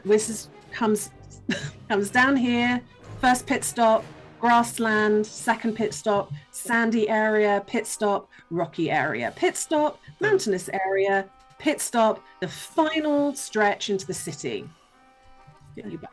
That's where I am. You're in the orange circle prior to the city. Can you see it? Bottom right? Yes, the 5th pit stop. Yeah, that's where Sunny is right now. Right? Yeah. Yes. Tom, do you know where you are? Yep. Where are you? 3rd pit stop. Which is? 1, 2, 3. It's between Sandy and Rocky. Correct. There we go. I just had to count. I'm going to move some of these so we have a clearer picture. I have a question for you, Lydia. Both Yes. these races are happening on the same day, aren't they? Yes. Cool. It just Now. affects my spells, doesn't it? It does. It does that. So, first years go first. You are all at the starting line, which is actually the gates of the stables. Yeah. You are going to go bolting out.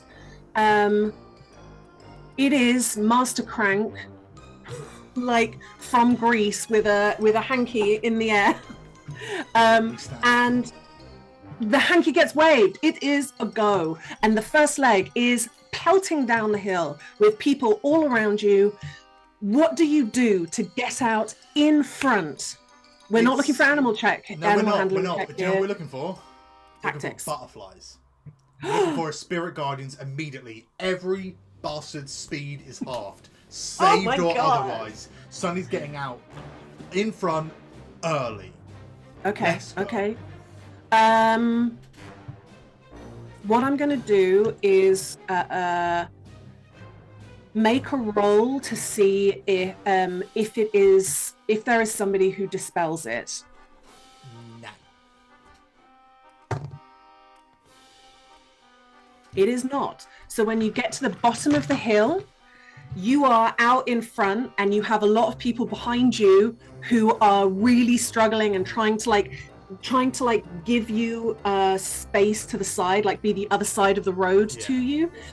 So you're not miles ahead, although there are some people who truly fucked it who are well behind. Truly. And you stream past the first pit stop into the grasslands, and you just see Pluto and Bing Bong like leaning against the pit stop thing, being like, he's never going to stop. He's going to be absolutely fine. He won't need anything right away. And whoom, you are going at quite a rate into grasslands.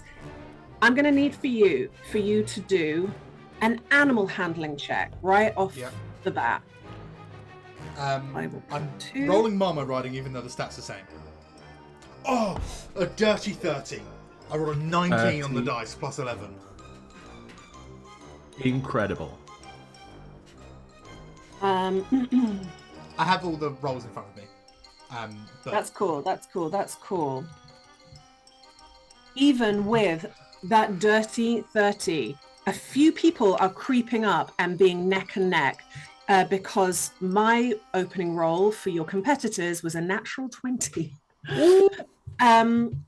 Additionally, your second roll, I need to put you it's a here. survival check, yeah? It's a survival check. Cool. 16.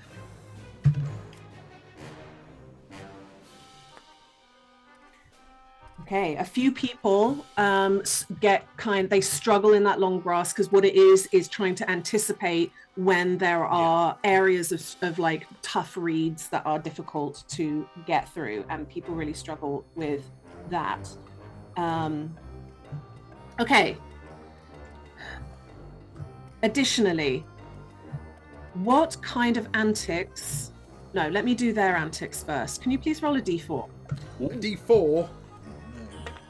D4 4. for antics. A 4. Yeah. Please roll a dexterity saving throw as you are surfing through these tall reeds in the grasslands, and you see that in amongst the reeds are actually poles. Oh. And you have to try and avoid them or be unseated from your surfboard. Okay. 18. That's good. You just about, there's like a moment where your board like scratches against it, but you keep yourself seated. So what have we got here? We've got +2, +1, +1. That is very good.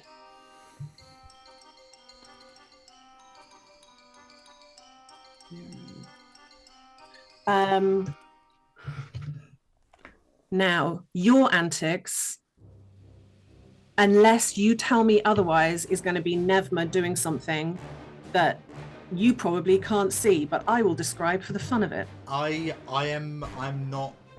No antics in the grasslands from Sunny. Not watching, not listening. La, la, la, la, la. Yeah, would none it in be? the grasslands. Meanwhile, at checkpoint 3, we're just going. We got this. We're the best pit stop. Yeah. Just everyone else at the pit stop is like, oh, fuck. Your hands getting clammier with every high five. It's just getting wetter and wetter thocks. Like, Oh. Do either of them get an update from Bing Bong or Pluto? They will. I'm not going to necessarily, because you're not in trouble, I won't say what it is, but it's essentially saying that you're when they saw you, you were like neck and neck in the lead.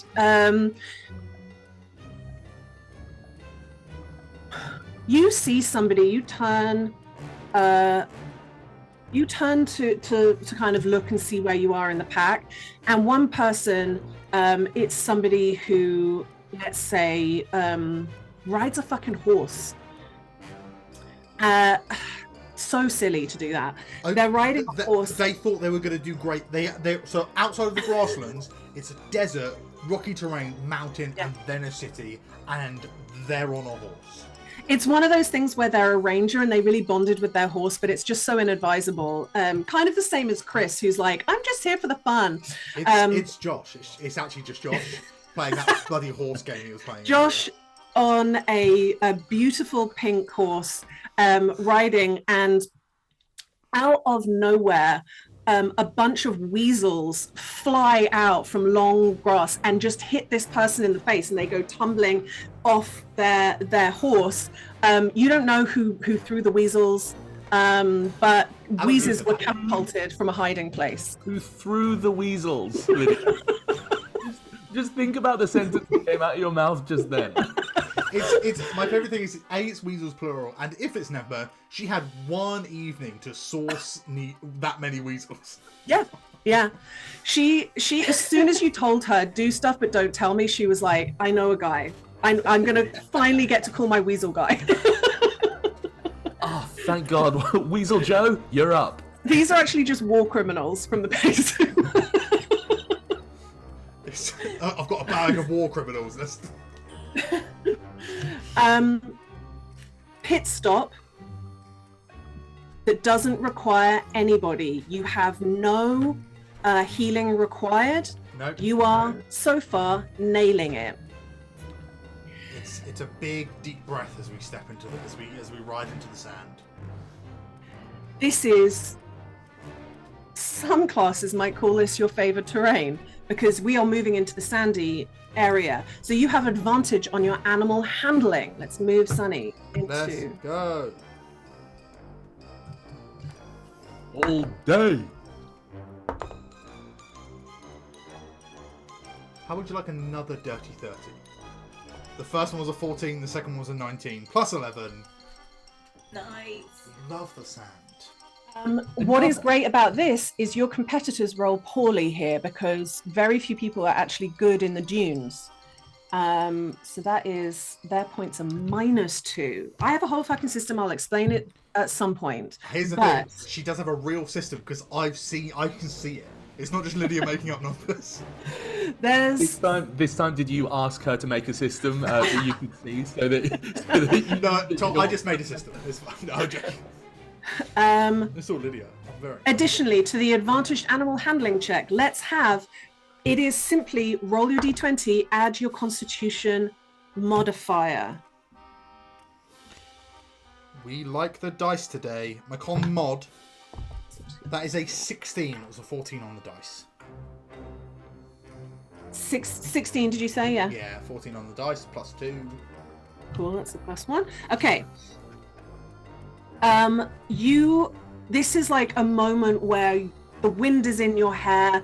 Dilla, you can feel, is just feeling so good about it.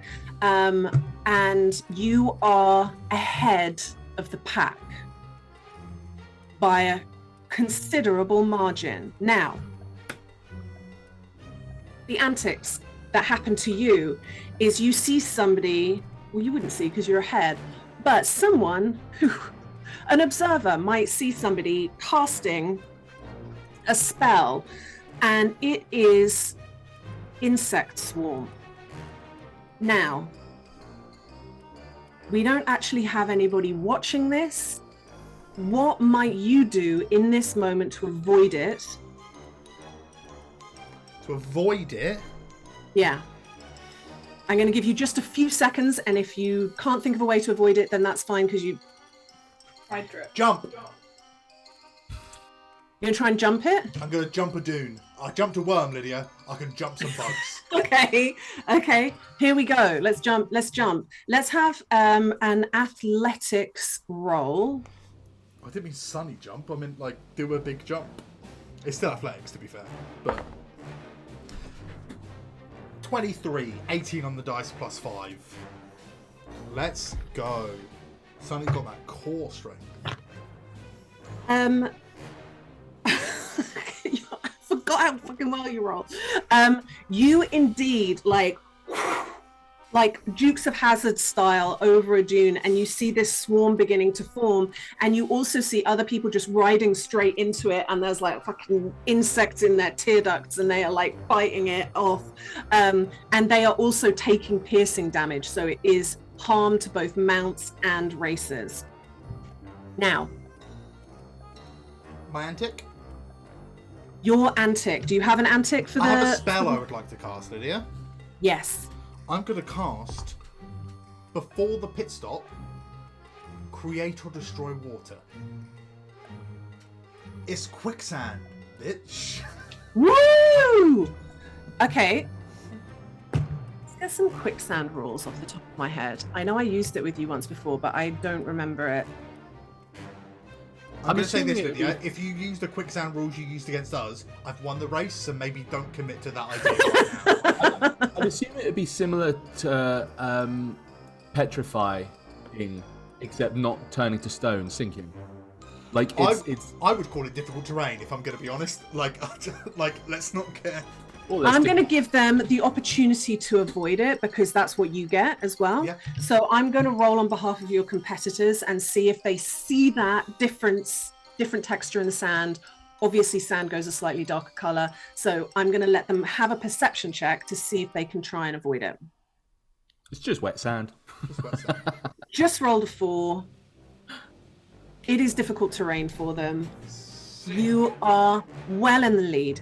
However, this is the pit stop that you do stop at. Yes, which is why I dropped that spell. It has given you the advantage that you need to do this next bit. It is Hiraeth and Kai. Yeah, no, honestly, I think you could probably fit one of them. Oh my god! What we need is 1 athletics check and 1 sleight of hand check. Cool. Athletics check from me. Lydia. Oh no, I'm gonna leave it. I'm gonna leave it this time, and I'll do it next time. Yeah, we've got a second race. We've got a second race. Yeah. Oh, 18 on the fucking die, Lydia. That's 26. It's a 16 from Kai on the sleight of hand. So we have 2 successes. What is while they're doing it, there's like heaving happening, and Kai's on the buckles, like trying to like stay calm and stay focused. Sunny, what are you doing with that time while they're doing that? I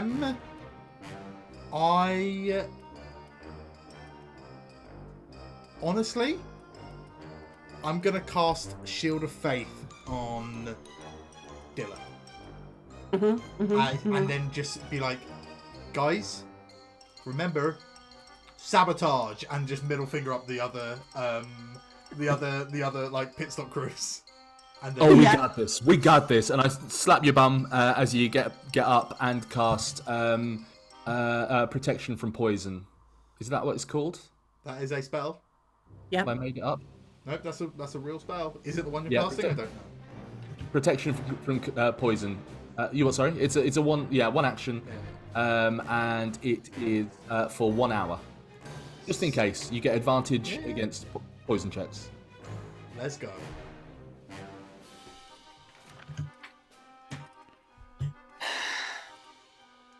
You are off again. Kai looks to you, Horiath, and goes, sabotage. Sabotage. Sabotage. They What just are you say gonna it. They just say it back and forth for an hour and do nothing. Sabotage.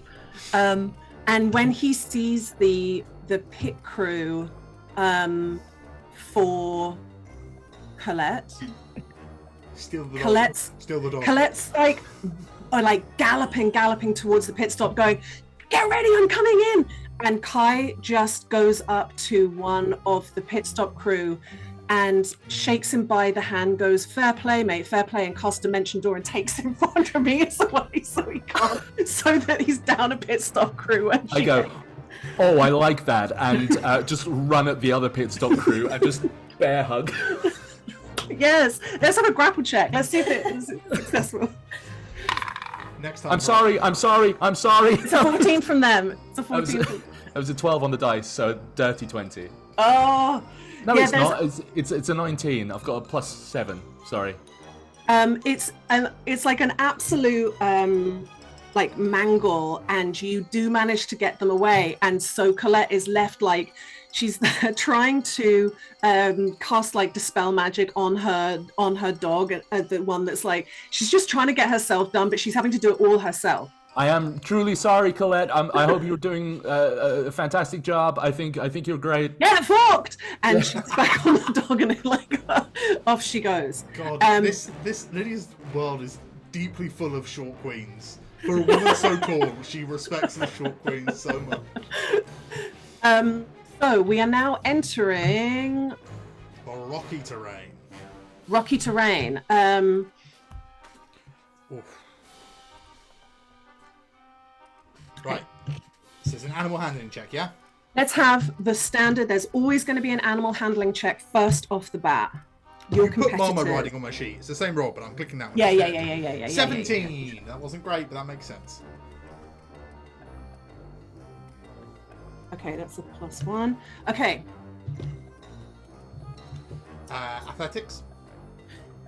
And yes, for the Rocky, it's acrobatics for Rocky.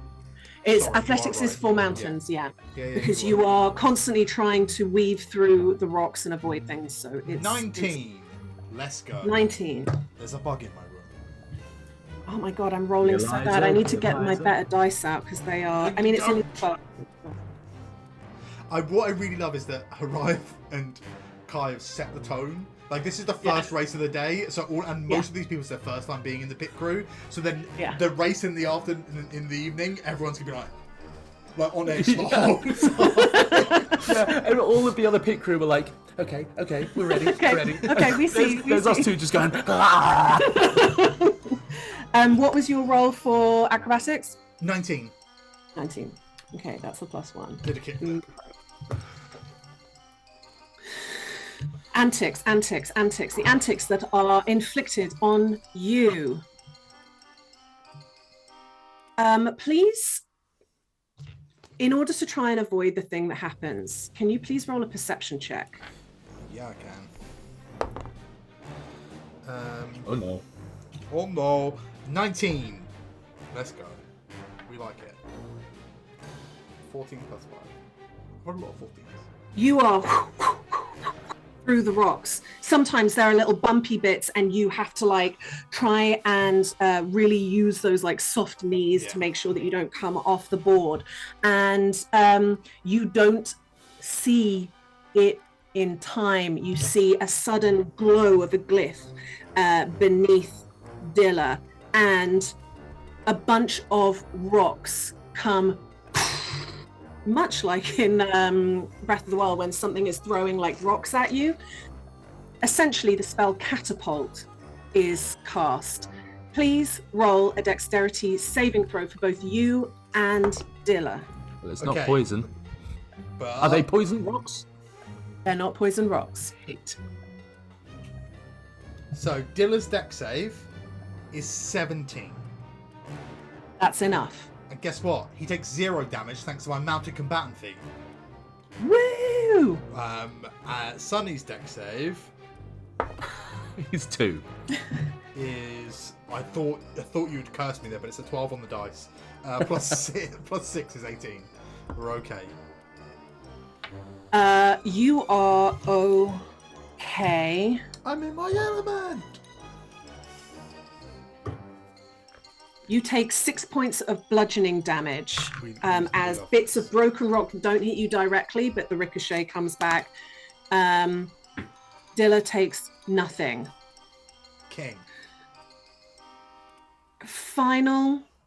No, not the final pit No, stop. It is penultimate. between. Okay, your hijinks. Have you got any hijinks that you're For doing this in this round? area, I have no hijinks I wish to do. All right. What's Nevma gonna do? Her best, damn it.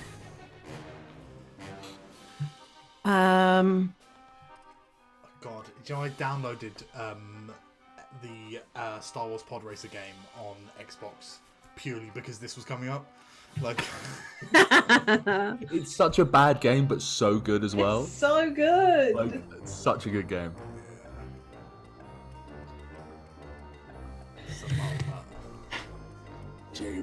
You have taken a blast from these stones and you're just about getting back into it, and you turn around knowing that you've got a good lead on these heats, and all you see behind you through this like hills and rocks and outcrops is that a smoke bomb has been set off, and it is just a huge cloud of smoke. They won't see me. No one will. No one will ever know. Do it. Pit stop between the rocks and the mountains. You don't need anything. You've taken a little bit of damage, but you're not worried, I'm guessing. I'm absolutely not worried. Did Team Ping Pong get here in time? I assume not. Yeah, they're not. The thing is, I'm gonna roll. No, they're also tired, so you probably want to roll at disadvantage. Assuming they did what I asked. It should be a disadvantage because they have not had a full sleep. I fully love that they're doing this twice today. Like I love them both, but two of the least like athletically kind of classed Well, people. they only have to stop the sabotaging once the night before. But yeah, they run back and forth. Yeah.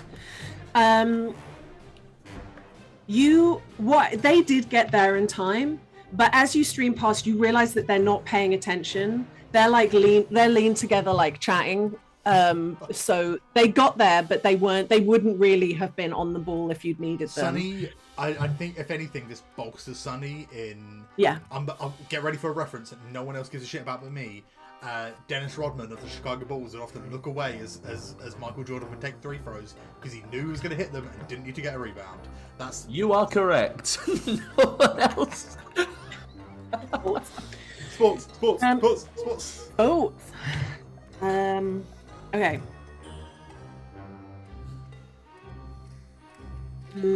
Mountains. So I've got to make a animal handling at a disadvantage. Yeah. Yes, that is correct. Because this is your least favorite. 15. 15. I rolled a 4 on the dice. It's a 15.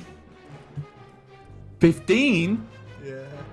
Sorry, I wasn't listening for a second. That was horrible. 15. That makes sense. So that is your animal handling. Yep. It makes complete sense. Yeah. You cannot roll. You cannot use Dilla in his curled up rolling form through the mountains. So you have to kind of dismount, and he has to unroll and walk with his fucking feet. So that is 20 feet around. It's not I even. imagine there's like little flat bits, but yeah, like by and large, you can't like go full sand speed.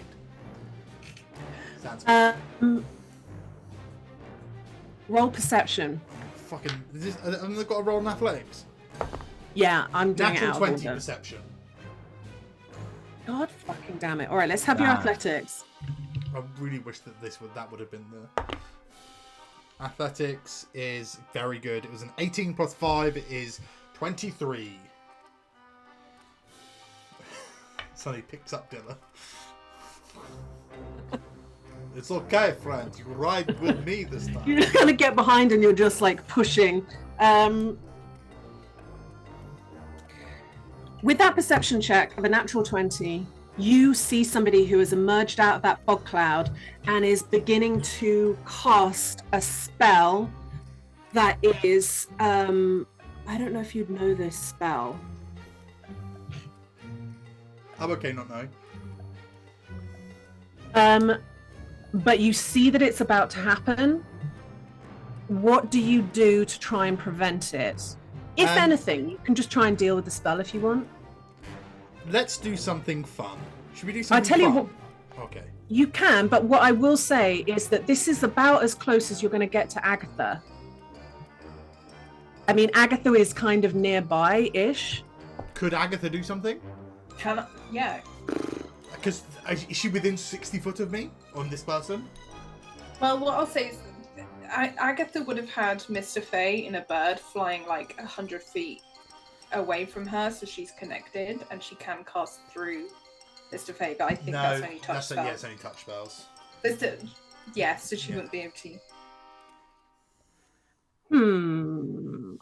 Because you rolled a natural 20, I want to honor that.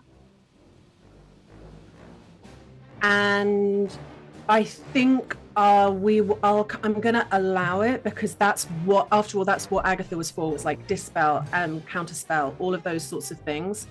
And I think I'm going to have it as one of those things of like, this person tends to cast this thing here. But what I'm going to do is I'm going to have, in order for Agatha to prevent this spell being cast, I want Agatha to successfully roll an Arcana check. Can I assist by using my antic to cast message to Agatha? Yes. You see her. Yeah. You cast it. Behind me, at the edge of the fog, she's casting a spell. Natural 20. Natural 20. You know immediately, you cast counterspell. This person was trying to cast web, which would have completely restrained both Sunny and Dilla. But what it means is you are not there at the stop because you've had to move a little bit. But Beanbone is at this stop, but I don't think you need him, right? I don't need nothing. Beanbone, sabotage! And it's full speed through the What's city. Beanbone going to do? What's Beanbone going to do? What's His Beanbone going best. to do? Damn it.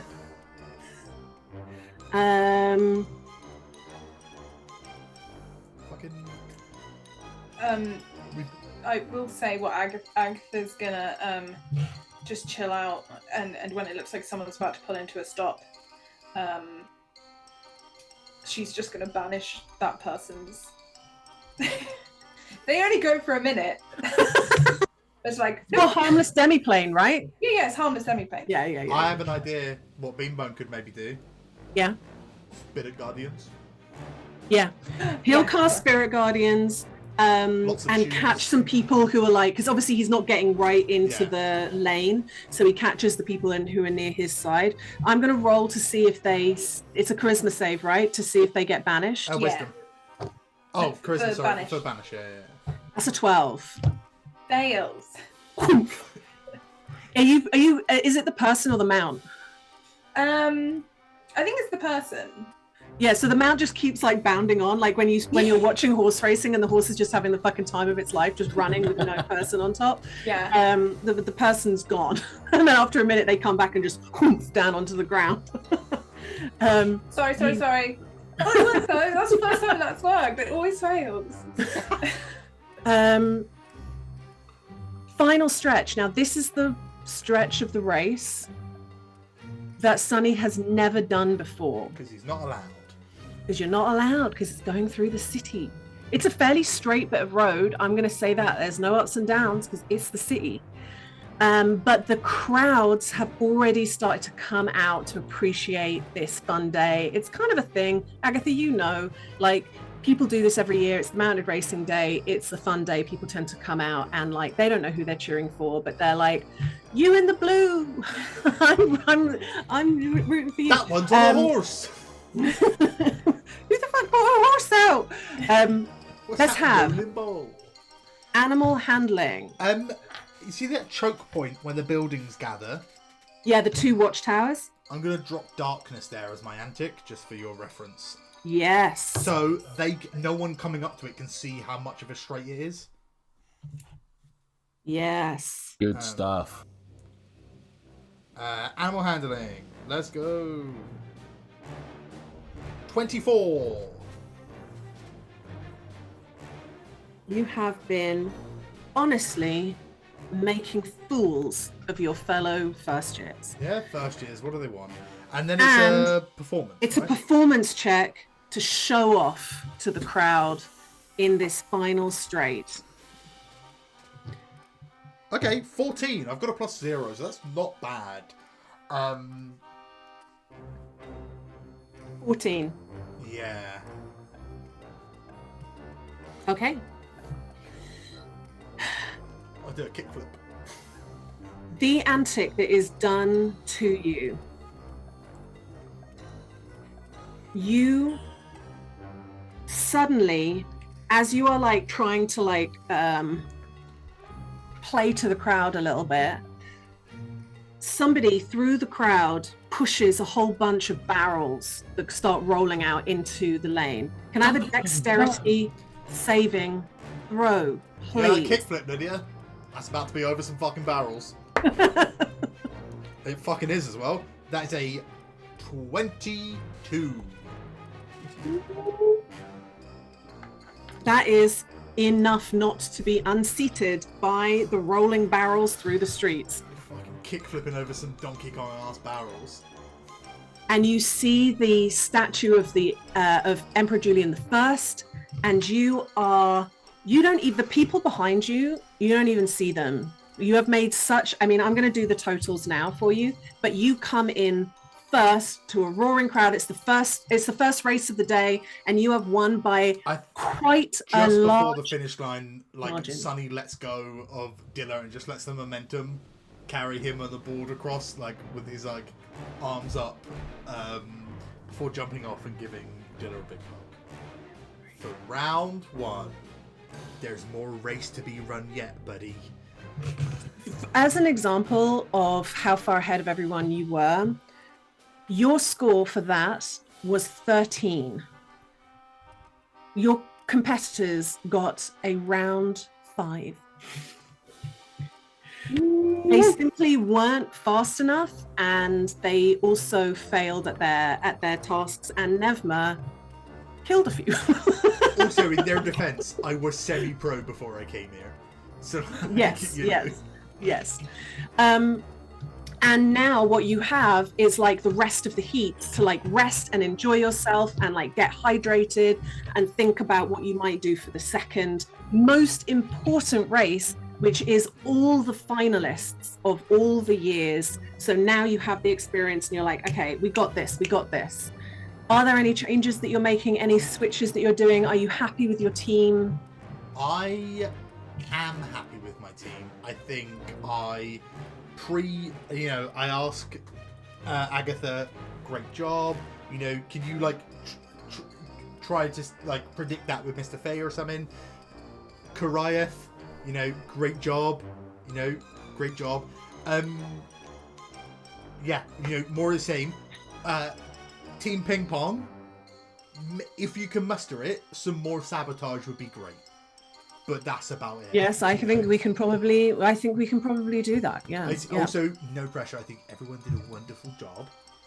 You know, I haven't seen Nevma all day, so I don't know what she's up to. You don't see her in this time in between either. She's not coming. She is like fully camoed up. She's like Apocalypse Now right now. God. She's had no finer day in her whole life than this day. Permission to go fully apeshit. Chris comes second in his race, which is enough to take him to the finals. Oh, Chris! Yay!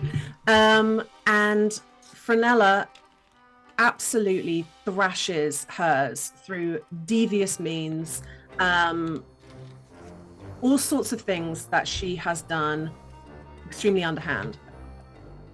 But you don't know the full extent of it. It's difficult to be watching at all times, but you hear whispers from other people. I have to go to the toilet before we do this final race. We got this. Vamp, guys. No, it's okay. We'll start the race. Nella's going to do awful. We win. Yeah. I think it's really funny that all the teams are real, like, everyone's getting along, and I just imagine Beanbone and Agatha are just really desperate to, like, make conversation with each other, but it's just, like... The problem like Agatha's... is... Sunny did put that team together thinking the common purpose will give them something to talk about that isn't the fact that he saved her life, but the role they have is the best suited for both of them. But if they had a common thing like Pluto and Bing Bong, like Kai and Horizon, like a singular goal to focus on, where actually they're two individuals who need to be in the same space rather than a joint like activity. Yeah, and I think, you know, Agatha is asking Beanbone about what's his god? Panlar. Bit like in an intelligence kind of way, and she's getting wisdom responses. All I'm waiting for is somebody during the finals, like Frenella's like crew, to take the piss out of Beanbone's feet and for Agatha to go apeshit. And then Agatha will fully knock them out. That's Fireball. Yeah, that's Fireball, baby. Okay. Right. While we're can I borrow Sunny's hall pass? It says here Sunny can do what he wants. That means I can cast Fireball. Are you cool, Sunny? I don't think so. Just before the final, like when we're talking about like the race and what happened, I'm like, wait, Bug Swarm? Do you wanna? Agatha, did you bring? Oh yeah. Here, take this. Wait. Just. Take this. What are you talking about? Right? What are you talking about? Take this. What are you talking about? It's the little dragonfly. Yeah. So if you are ever now presented with a swarm, you send up that dragonfly to. Okay. Thank you very much, guys. I appreciate it. And when we're going up to like line up to race, Sunny's gonna give Frenella's Oro like a little bit of like Oro food, like banana peel or something, and like a scritch on the head to be so that it's friendly. I'll roll. Like, I'm not expecting us to like. I know I did a whole bunch of stuff to set it up, but that was to get to. Here's roll the thing. in my mind. She's staying very close to her mounts, so the roll could be stealth. If you want to do it without her seeing, I absolutely want her to see. Is the purpose of it to psych her out because she'll see that they like you, or is it to like make sure that they are feeling extra special friendly? They're not the ones casting spells. Like it's purely like, and it's not even to like psych her out necessarily. It's just like your dog likes me more than you. Yeah. Like... In which case, I'm going to give you can either go... Yeah, let's go animal handling, but not obviously Marmo animal handling. I mean, it's the same number, but let's fucking go. Yeah, like I don't necessarily want a mechanical advantage over it. This is more narrative than anything. Yeah. And yeah, that's a 17 to pet. Yeah, that's an good. Oro. That's good. She is watching from a like a distance, sees you approaching, and is like coming over and in the process of going, get get away, get away. But you see her eyes as these like Oros are just like nudging you with their nose and making like soft little like noises and accepting the food. And she is fucking livid. I'm fully gonna Sam Claflin in Hunger Games offer her some of the Oro food. have a sugar cube, yeah. Her ponytail is extra fucking slick today. She has all the very finest like leather armor, and you see that she has a belt that has like wands and stuff like that on it. A lot of people have like strapped onto their saddles, they have ointments that they can like use on their animals at a moment's notice. This is the final. It's just looks like you're really strapped up, love. Careful your hair don't get caught or nothing though. And I think Sunny's gonna give Chris a big hug and a handshake before putting the fucking stuff around it, the fabric around his face. Yeah. Ready for good luck, bud. Yes, and good luck to you, but I don't think that you'll really need it. You've done ever so well.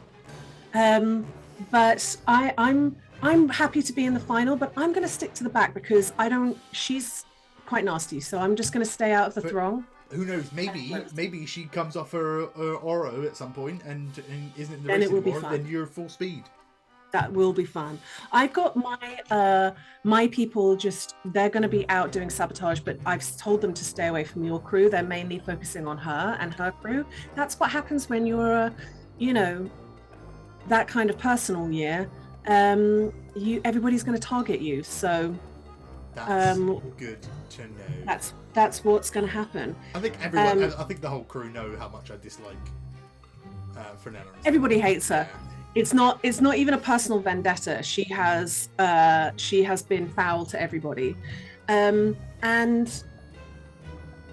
he gets up onto the saddle of his crag cat, and you get on your hovering board, and she gets on top of her Oro.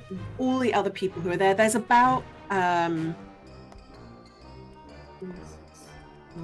Yeah, there's like 15 people in this race again.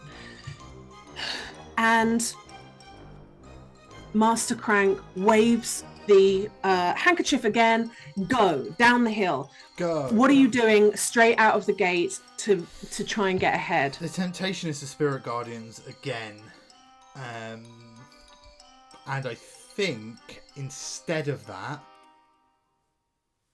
I'm going to dispel whatever Frenella does. Interesting. Because she watched your first race. And she has a wand pointed at you ready to dispel your spirit guardians. So you're both looking at each other as you are going down the hill. There is no animal handling check for going down the hill, but you guys are all pretty much neck and neck. There's a real a lot of bustle because you're all really tightly packed in. First pit stop, you see Bing Bong and Pluto, who this time around they have had quite a lot of caffeine because they are flagging a little bit, so they're just they're like this, wondering if you need help on the way past. And what might they do? Bless them. A little bit of sabotage. As a treat. Sabotage. Marriage.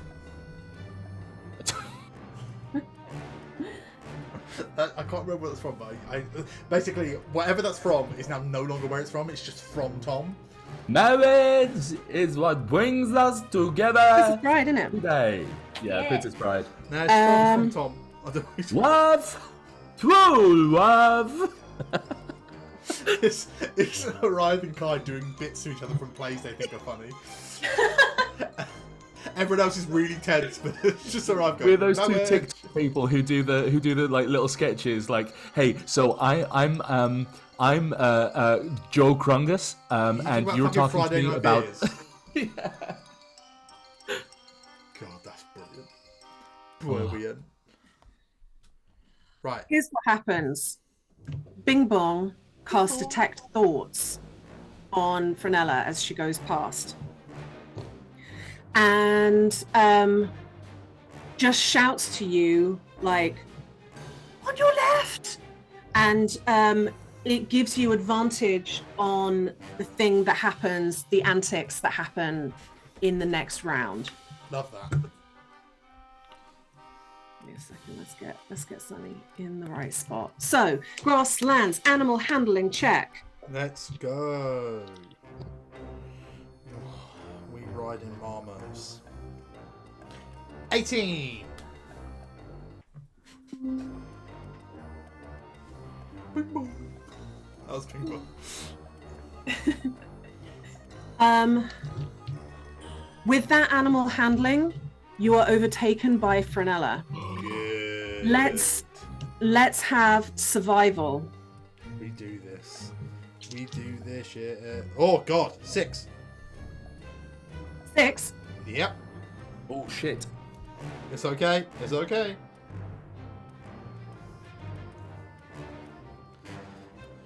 Okay.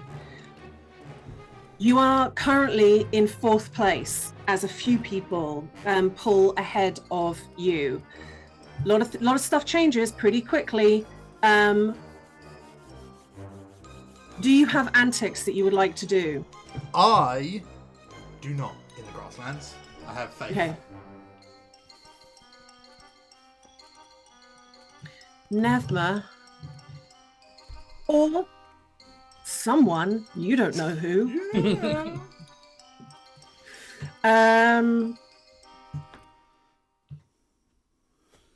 What happens? I think one of the I'm gonna roll because she might fail at it. We can't just have her be. Dare you? Well, having said that, she gets a 27, so she succeeds.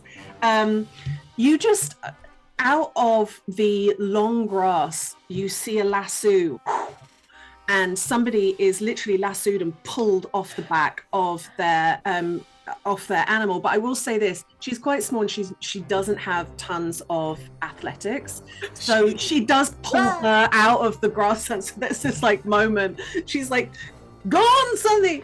And also you get advantage on literally just being attacked by some kind of offensive spell, like I can't think of a spell right now, but maybe it's something. Help me out, Michelle. A wizard spell that requires like a dexterity saving throw that's not fireball, because it's got to be a bit more like guiding bolt or something that's like dex save. Firebolt. Oh, I know what it is. Lightning. I should have trusted my working. I've got it right here. It is Grasping Vine is cast. So I want a dex save or be pulled from your mount, but you do have advantage because Bing Bong saw it. 25. 25 is great.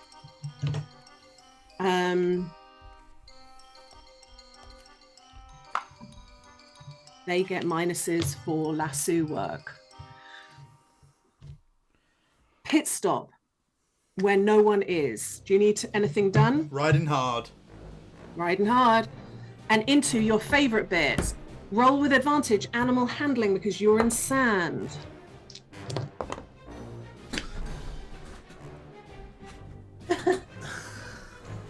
Natural 20. Natural 20 for a 31. Lydia, I know what I want my antic to be. Yeah. I want a 3rd level magic missile Frenella in the back, right below the center of her spine, where her lungs are not protected by her back rib cage, so that she gets winded. Okay. It's magic missile, so you're not rolling to hit because magic missile hits anyway.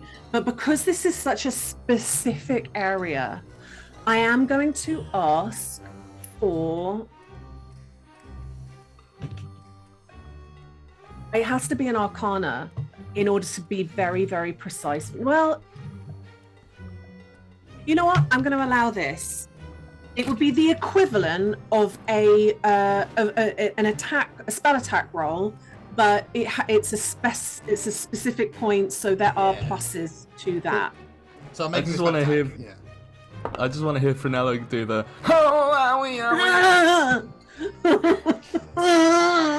Of that person falling out of the great bath thing.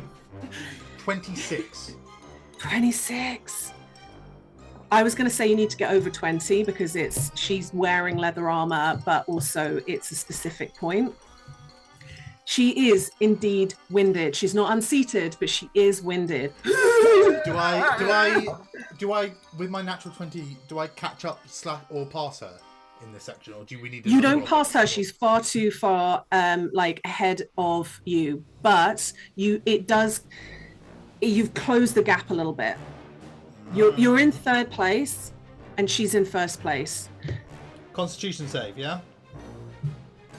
Constitution save is indeed what it is. 18. Oh my word, that was not good from them. Told you I don't miss. 18, did you say? Yep. Cool. Currently, you are now in second place behind Fenella. And it's time for Kai Ryath. So, first portion of capers. I have taken out the little Horb and said, "Hey pal, this is the third wish, and I want you to know that it's been real fun. This is so knowing you. silly and beautifully fey. But you've got to go home now. Oh my god, what's going on? As soon as you see you're still in the material plane. As soon as a woman named Fenella on an Aro, I want you to confuse the shit out of her. Because he has the spell confusion. Yeah. Okay. Can I just say it has been an honor, and I wish I had more time to get to know you, but fun back home. Oh my word. Beautiful.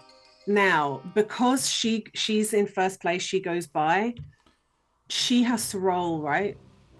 She has to roll to resist it. Yeah. What is it? It's wisdom, right? It is wisdom, and it's only a 13. But the second part of my capers, because that's his capers technically. The second part of my capers is I walk out onto the sort of racetrack like any of the Fast and Furious, because this is all about family. And I slough off my jacket, and all I have on is nipple tassels. I've brought with me some feather fans, and I just start burlesquing the shit out of it on this thing. As soon as they come within 30 foot, I start compelled. What is it called? Duel. No, not compelled duel. They just start beating the shit out of you because you're doing burlesque. Stop it! I cast Champion's Challenge, which is a whiz saving throw on anyone within 30 feet of me, including the Oro. Okay, let's do that. Oh my god. Bravely gets mauled by an Oro. It's a 10. So, It's a 10. So, with Champion's Challenge, I'll save. Can't willingly move more than 30 foot away from you. That's the only thing that it does. It's not actually compelled duel. yeah. Run away from you. It just can't run away from me. This effect ends on the creature if you are incapacitated or die, or if the creature is more than 30 foot away from you, but it can't move. It causes beautiful chaos because a bunch of people kind of lose their mounts to just crowding around Horiath and watching. There's a bunch of people at the pit stops who start running out and casting, like trying to dispel the magic on like their friends and stuff, and trying to end the effect. But it is sort of too late, and people have to like get new mounts, and chaos ensues. Winwan. Come on, man. Winwan, who comes out with his beautiful like braids and his incredible robes that he always wears and his little pot belly, is like, this is my time, and starts dance, Winwan, dance. And Frenella has to do a wisdom saving throw. I already rolled it. She succeeds the confusion. I figured. Is there anything else that he can do in that moment when he sees that he hasn't succeeded? Is there anything else that he could pull out? I'm going to go one more round. He can cast sleep. Can he not polymorph the Oro into a chicken or something? He can, but I figured like, oh no, actually, sleep would do exactly the same. Yeah, he can cast polymorph on Frenella, because Frenella's gonna try and dispel. Frenella's got the dispel wand, but if she's an Oro on top of an Oro, you're just polymorphing. Here's the thing: if you're ever going to do something like this, it would be now, because you're at a pit stop. So polymorphing would get dispelled almost immediately. But cool. What it does is it gives her a -1 to her points, because it's all time in the pit stop. I'm going to roll in case. Well, actually, no. In that case, if that's the case, he casts. He casts Entangle as soon as the other two are out, because that would -1 everyone, right? Yeah, though I will say this, she's ahead of Sunny, so Sunny will. Forget that. You cast to polymorph her. Yeah. She also succeeds that. She rolled a 19.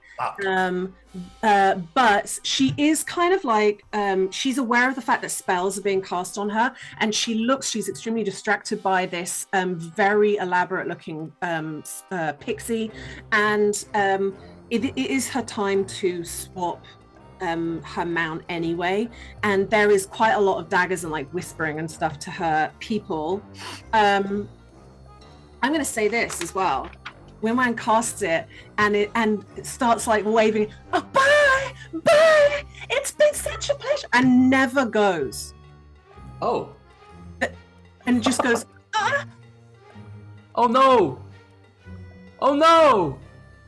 Oh, is it like, I'll wait the 10 minutes, bye everyone, bye. But for your information, the 10 minutes goes by and Winwan is just there. Like, he's free, but he doesn't get a free teleport back to the Fae.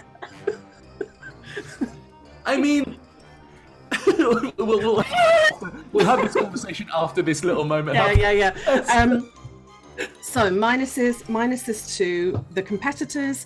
Now the important thing is the actual athletics roll. So we need athletics from you, sleight of hand from him. And athletics, I'm going to use my dancer feat ability. Once per long rest, I can get an advantage. Oh shit! Get advantage on an Lifting athletics someone. check. Yeah. Is it to lift somebody? It is to lift someone. It cheeky. says an ally, but the barding. I've slept with the barding. What more can I have? You know.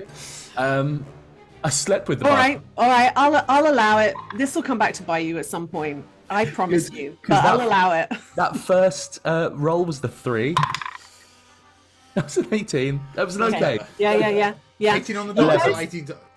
No, 11 plus 7, unfortunately. But I did okay, not brilliantly, because I feel like all of you have been doing so much antics and there's been so much chaos, and also there are other people who have now been put in that pit stop to try and disrupt you guys, because you're already the people to sort out. So you are kind of under fire from people all around you who are like beating you with like with switches and stuff like that, and people who are trying to like trip you up, like trying to get their foot under your foot. So it's kind of difficult, and it makes sense that you guys don't quite do so well. I'll but absolutely do a shove with a divine smite in it and stuff. yeah. It's basically a full-on fight. Sonny doesn't gain any time, but he doesn't lose it either. Okay. Up next is rocky ground. Let's have animal handling. That's good from Frenella. How good? Better than a dirty 30? I've rolled a lot of 19s tonight.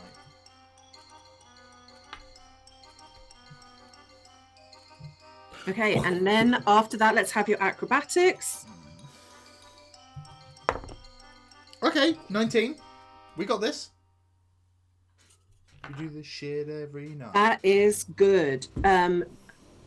You are so close behind Frenella, but she still has the lead on you. What do you have antics this round? I do have antics this round. Actually, Lydia, I have antics this round. My antics this round is I'm like right, like kind of behind next to her, right? Yes.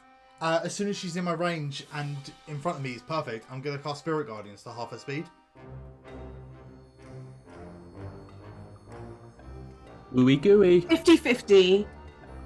She dispels it in time to have no effect. Let's go. Would you like odds or evens? Evens. That's a 14. That's She evens, gets a baby. minus to her points. It's the second time you've done that. She's very irritated. She's very- Can you please roll a Can I- d4 to see what happens to you? Can I pull her hair as I go past? Fucking cow. It's a 2. Oh, That's rough. okay. Okay. I've got this. You need to roll something for Dilla. So Yeah, pull up Dilla's stat I got block. it. I got it. Am I rolling? What? I know, I need to just look. I'd like a wisdom saving throw. It's high, I won't lie. She's extremely proficient. 19. That's a 19 on the dice. What's Plus the zero. fine? Because he gets plus 0. Uh, This is tough. She has cast fear on Dilla. Oh, you naughty. Perfect. I've got to run away from her. And I'm ahead of her. Let's go, You're not bitch. ahead of her, she's ahead of you, so he wants to go in the I thought I overtook her with my Spirit Guardians. Because I halved their speed. It doesn't. The mechanics don't quite work like Right. that. So, come the end of the Rocky section, we will then look at the point system. But she wouldn't cast fear if she thought you were going to run in the other opposite direction. So you get a minus to your score for antics for that round. Dilla has to take the dash action to move away to the safest possible route. Fucking go. We've done the animal handling, we've done the acrobatics, we've done antics to and fro.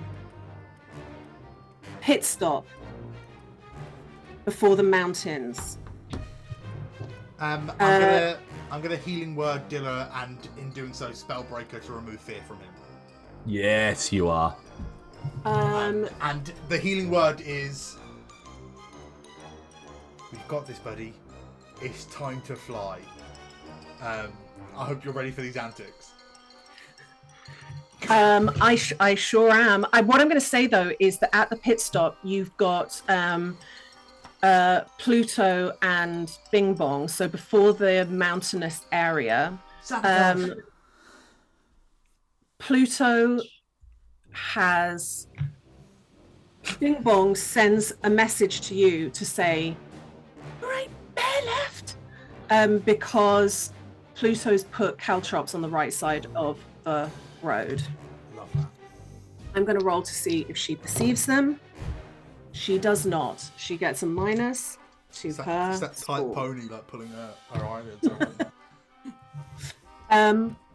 Incredible. So now we're in the mountainous area. Let's hear it. Yeah. Mm-hmm. At the top of the mountainous area, because that's where we are. We're at the top of it, right? We're going downhill. I'm going to use a... No, in the mountainous, you do at some point, but the reason, if it was only going downhill in the mountainous area, you wouldn't get disadvantage in this round. Because it would hurt him. That's what I thought. Anyway, during the downhill portion of, I'm going to use a 4th level stone shape to form a ramp. He gets to do the mountain jump in the end. Yes. It's gonna hurt. Right. It's gonna hurt both of us. Like there's no avoiding that. But it's 4th level is a high level spell. You're going very fast. Big jump. He can, at his height of his speed, he can go 150 feet per round. That's so much damage, bud. It's not. It's fine. It's fine. We got this. Sonny's knees are gonna be fucked at the end of this, but That's like 10d6, pal. yeah, it's good. It's good. Let's have a dex save to see how bad the damage is.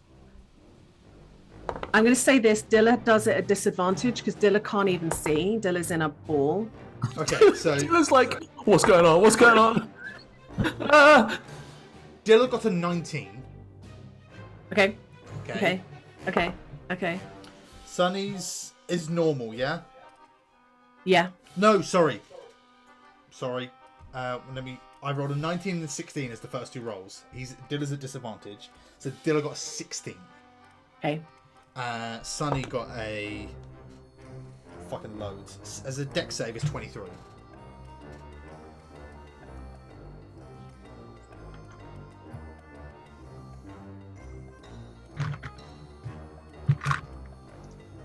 Let's do this, baby. I take it Dilla didn't make it. By which you mean Dilla is dead? No, it's all good. It's all good.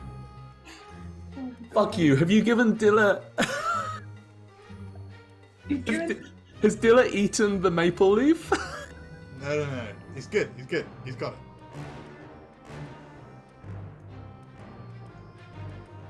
It's the... Father, help!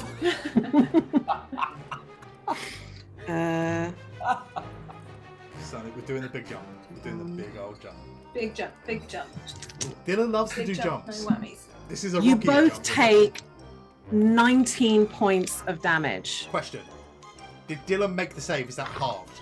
Yes. In Yes. which case, Dylan takes none due to the mounted combatant fee. Oh, fuck me. Because he made a deck save. Yep. Sonny takes 19 points of damage. Dilla does not. I can't work out the visuals of why he doesn't. It but he just doesn't. hits like Yeah. a rock, and it's like perfect. And then It just bounces around a little bit. Sonny's knees just like- oh.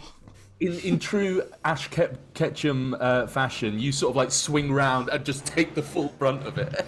But what's interesting about that is because your antics weren't sabotaging other people but giving yourself an advantage, it cancels out. You got a -1 to the last thing, so this cancels it out. So you've plussed your minus. Please roll a d4 to see what. One sec, I need to happens. roll my my animal handling. I just That's true. at disadvantage. My first one was a natural 20. 25? Yeah. Okay, and then it's athletics, yeah? Yeah. Athletics is a 21. Okay, and then a d4 for the antics. Sorry, Lydia. That's all right. It's all you right. can We're see rolling what- so many dice here. You can see why I needed my antics to go ahead of the rolls. 4 on the antics. In a very appropriate fashion, this is Frenella's favoured terrain because Oro are meant Oro for the and mountains. So So she gets very good pluses in this area. What was your antic? 4.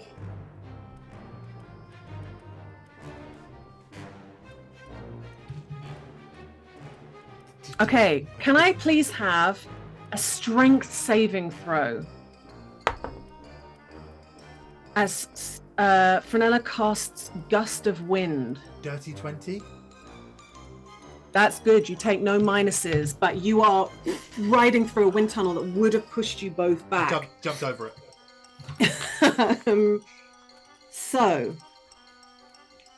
can you imagine? She got Agatha and Beanbone just looking up at the mountain bit and just seeing like an orange speck.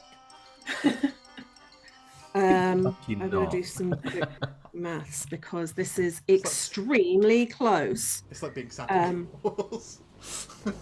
I'm not going to lie, she just nat 20'd the mountain region. Holy shit. Fireball? Is Fireball go? Nope, I've still got another plan.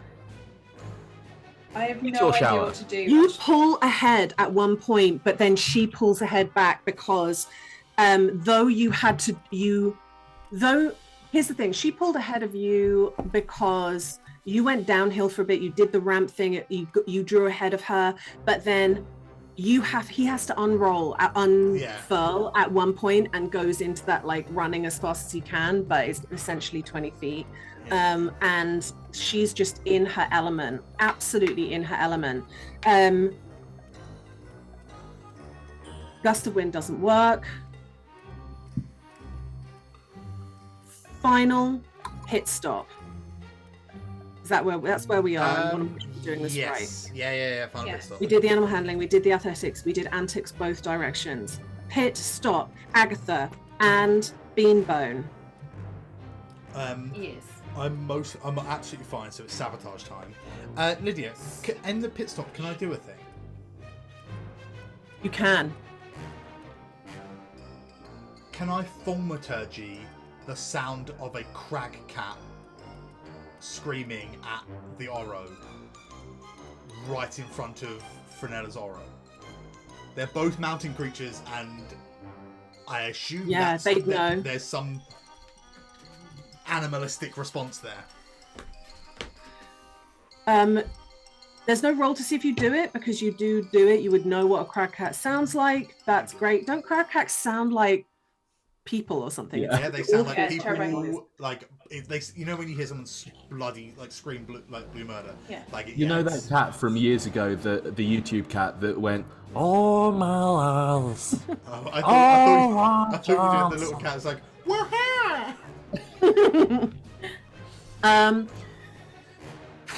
okay, so how do I make this a roll? Animal handling? I feel like it's got to be. Maybe she has to make an animal handling too. Yeah, that's what I'm going to do to try and get them in line, because they will automatically be quite worried about that. So she has to roll animal handling. That is an 18. It isn't quite enough on an 18, but we'll see. I'll give her the edge if something else happens. Yeah. Agatha, what are you up to here? Okay, so things to prep. A couple of things. Oh God, I've just had a million ideas and I don't know which one to do. I think she'll do a detect thoughts, like just a loose, like, what's everyone thinking, and particularly who's on Frenella's team. And then my thought process was, if it looked like she was going to come in for a pit stop, was to banish that person and then cast disguise self to look like that person. Yes. And then completely muff it. Yeah. That's good. Queen. All right, you can do one of those things. You could also tell Beanbone to do a different. If you wanted to go like, "Hey, Beanbone, you do this," then he would. Beanbone could banish them if you wanted disguise self. If assuming Beanbone is can high level. Yeah, Beanbone can get rid of them, and then I will pretend to be them, or just get rid of them in some way. Can a cleric do dimension door? I don't think so, right? Or can they? Not dimension door, no. What? How could he get rid of them? Well, If not, I have banishment. You have banishment. All right, he'll have banishment. He'll have banishment. So we'll see if I'll roll for them to see if they save. But first of all, let's have the disguised self. So what role would that be? I tell you what I'm going to do, because I won't Maybe make it she makes a perception to see if. All right, I'll do perception for her. It feels better if you roll though. So how about we do Arcana to see insight, how. maybe instead of perception. I think Michelle should do persuasion. Well, Please no. if you were doing this, I'd get you to do performance, but I'm not going to do that to Michelle. Thank you. She's rolled a 12 on her like insight, so you've rolled well. I rolled a 12 from a dice, so that's an 19. That's very good. She's like going off. She like comes into the pit stop and she's like, "We've got to do this. Wait, why are you being so fucking slow?" I'm just like grabbing stuff and throwing it. She's getting the full gremlin little sister treatment. Like she's just grabbing stuff and throwing it, and like I'm swapping out for the Oro with the good saddle. We're not doing that. Oh, I hit that one on the butt, so it like runs away. She sprints after it and gets on it, but I'm going to give her a minus for her total speed. Did I have stolen her dispel wand? Dispel magic. You can only do one thing at a pit stop. All right. Then that's what I did. That's what I did. I stopped. You did let me do about 14 things. I'm just saying. One of them was Wimwam. I tell you what, though, I'm wondering if Nevma's nearby. I'm going to do. Tell me, Agatha, odds or evens? Evens. It's a 6. Nevma is nearby. So, Lydia, yeah. Nevma still has the shards of sharp, shiny stones that I gave her way back when. I'm wondering if she could use it. The problem with the shards. It's kind of cruel. Well, it's not necessarily that. It's more that she wouldn't do anything that might also affect Sunny. Really good point. And she's not been in tune with people today, so she's going to try and she's going to be invisible to give herself advantage, and she's going to try and steal. I'm going to give her a sleight of hand. So +7. She can't fucking lose. Or she can. No, she can't. Wait. That is 23. So you get a message through from Nevma going, "She no longer has the wand." Very good idea, Agatha. She no longer has the wand. No one will ever know. Pit stop done. Final stretch. It is neck and neck because she got minuses. It's the city round. Let us commence with the final rolls. Animal handling. 26. What's the other city one? Perform. I have an antic. So many tricks up my sleeve. Let's have performance. God. Oh, it's very good from her. 11. I have an antic. I hate what they do with their feelers. Ew. Let's tell me your antic. I'm going to cast blindness on Fenella. Hell yeah. Actually, fuck that. I'm casting blindness on the Oro. There's no save, is there? Yeah, absolutely. As I say, that would be the wildest spell of all time. Con. Because that's what I was looking at. I think con, right? I think they might have just failed it because it's a 12 on the dice, and Oro would get pluses because it's a big beast, but I think maybe just 1 or 2. So. Well, if it's any less than a 5, because my save is 17. Yes, so they are blinded. Blind. Now, I'm going to give... her animal handling will keep it riding. It's not going to immediately veer off, but if there's things that are happening that she needs to try and avoid, she's going to have disadvantage on that. Or like maybe if there was massive crowds either side of the Oro, it would be slightly disoriented. Let's have the D4 so that we can see what antic happens to you. 1! Oh.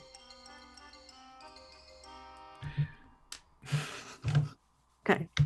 Right. What am I rolling? Okay. Suddenly, 8 dogs appear in the pathway, and they are like lolloping about. They're massive dogs with like pointy ears, a little bit like Dobermans, and sometimes they're like and they're gone and they're in a different place, and they're in like a different place. But these 8 blink dogs are dashing about under the feet of all sorts of animals. Frenella has cast Conjure, I think it's like Conjure Woodland Beings, and one of the beings was like blink dogs, so tons of blink dogs to confuse and confound. Let's, from you, it's going to need to be quite a high animal handling check, because Dilla has never seen these before. He's not seen them now. He's got up in a ball, isn't he? It's sounds, it's all sorts of things. They could budge into him. It's all, it's quite a lot of different things. All 4 blink dogs are just going, kill everyone, murder them all, murder them all. 27. 27's great. Having a plus 11 to a stat is real fun. Yeah, it's nice. Especially when that's the stat I'm rolling again and again and again. So, sorry, you did blindness? Yeah. That worked. I got to do some maths. Just give me 1 second to work out. It's tight, isn't it? It's really This tight. is extremely tight. Meanwhile, Hariath and Kaya just sat there going, so you were telling me it's a given? It's a given. That makes no sense. What is a given? No, there's still a fight going on up there. There's still a brawl. Like, a bunch of like the teachers in like referee outfits came up and they just got pulled into like a massive brawl. No one knows who's fighting who. Your total score at the end was 9. Oh. Frenella's score. Mm-hmm.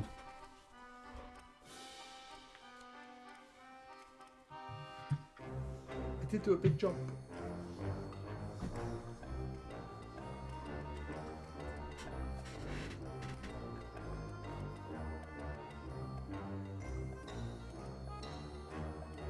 Insane music for such a tense moment.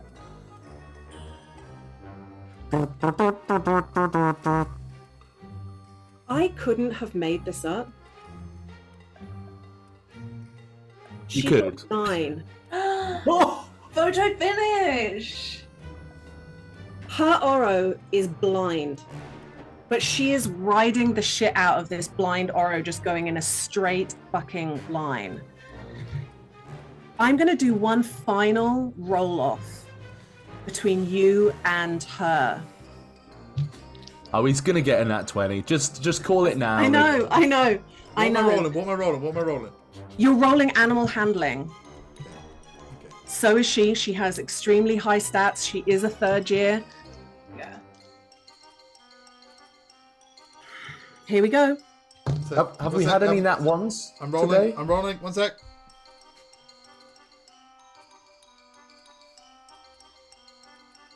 She got a 33. I've got a nat 1.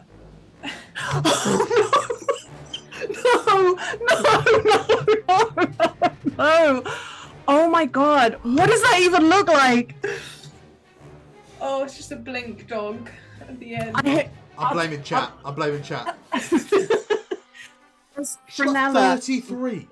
Yeah, rides couldn't have so beaten that fucking anyway. hard across the line. She rolled really high, and she also has a plus 12, so she was like huge.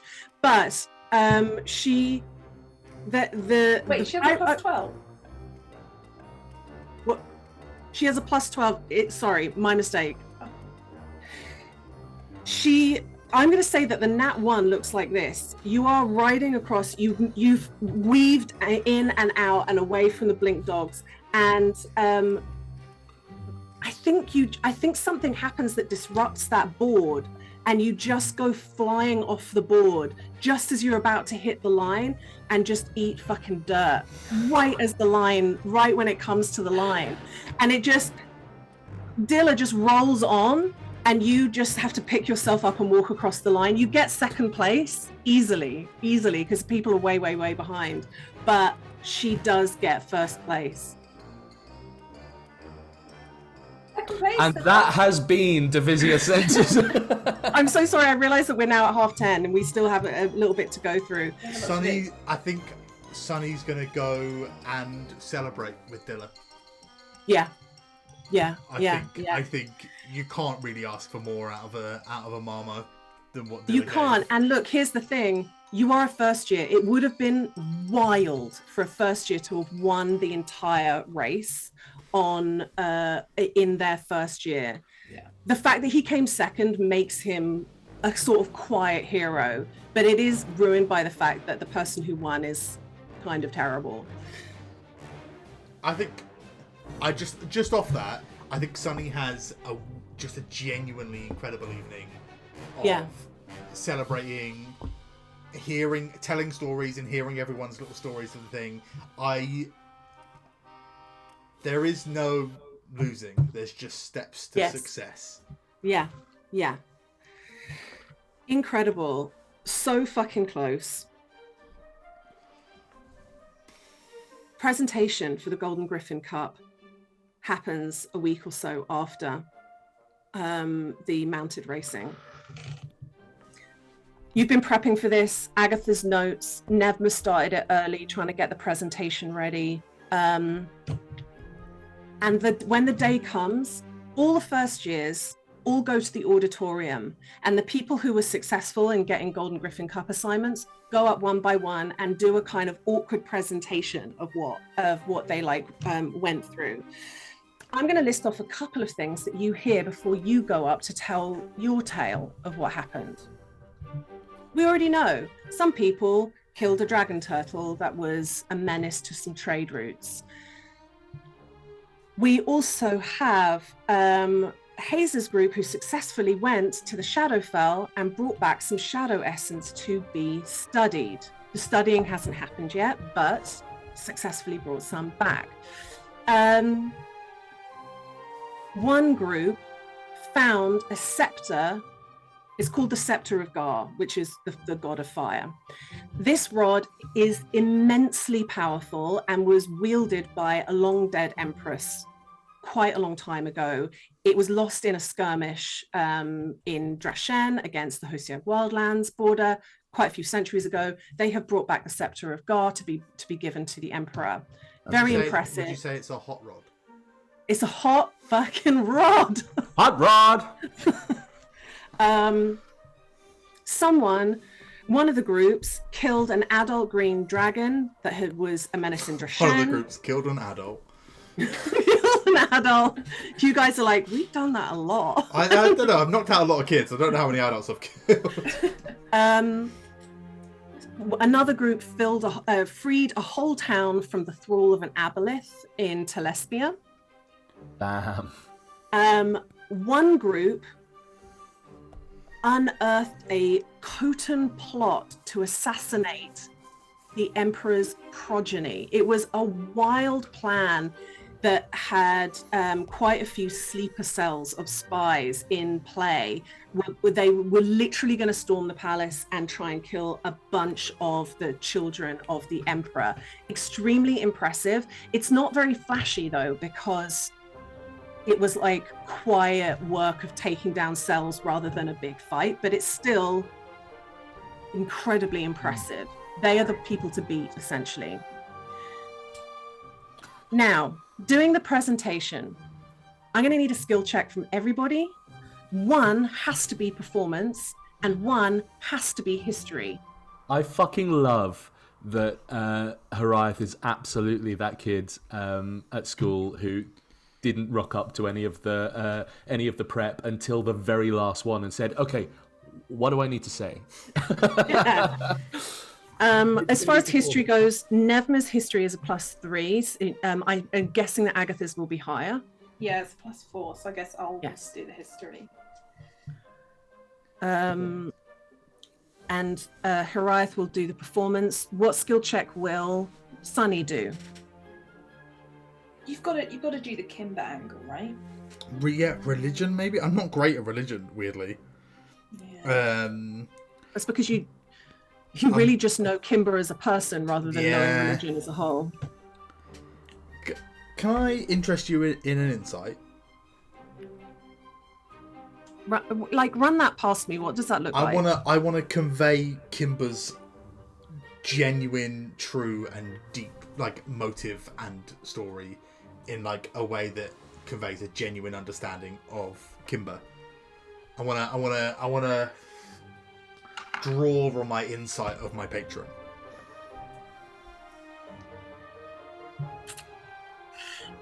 Ooh, that is right on the line, but I'll allow it. Alternatively, I could do a medicine and just show all the goo that came out of Hariath.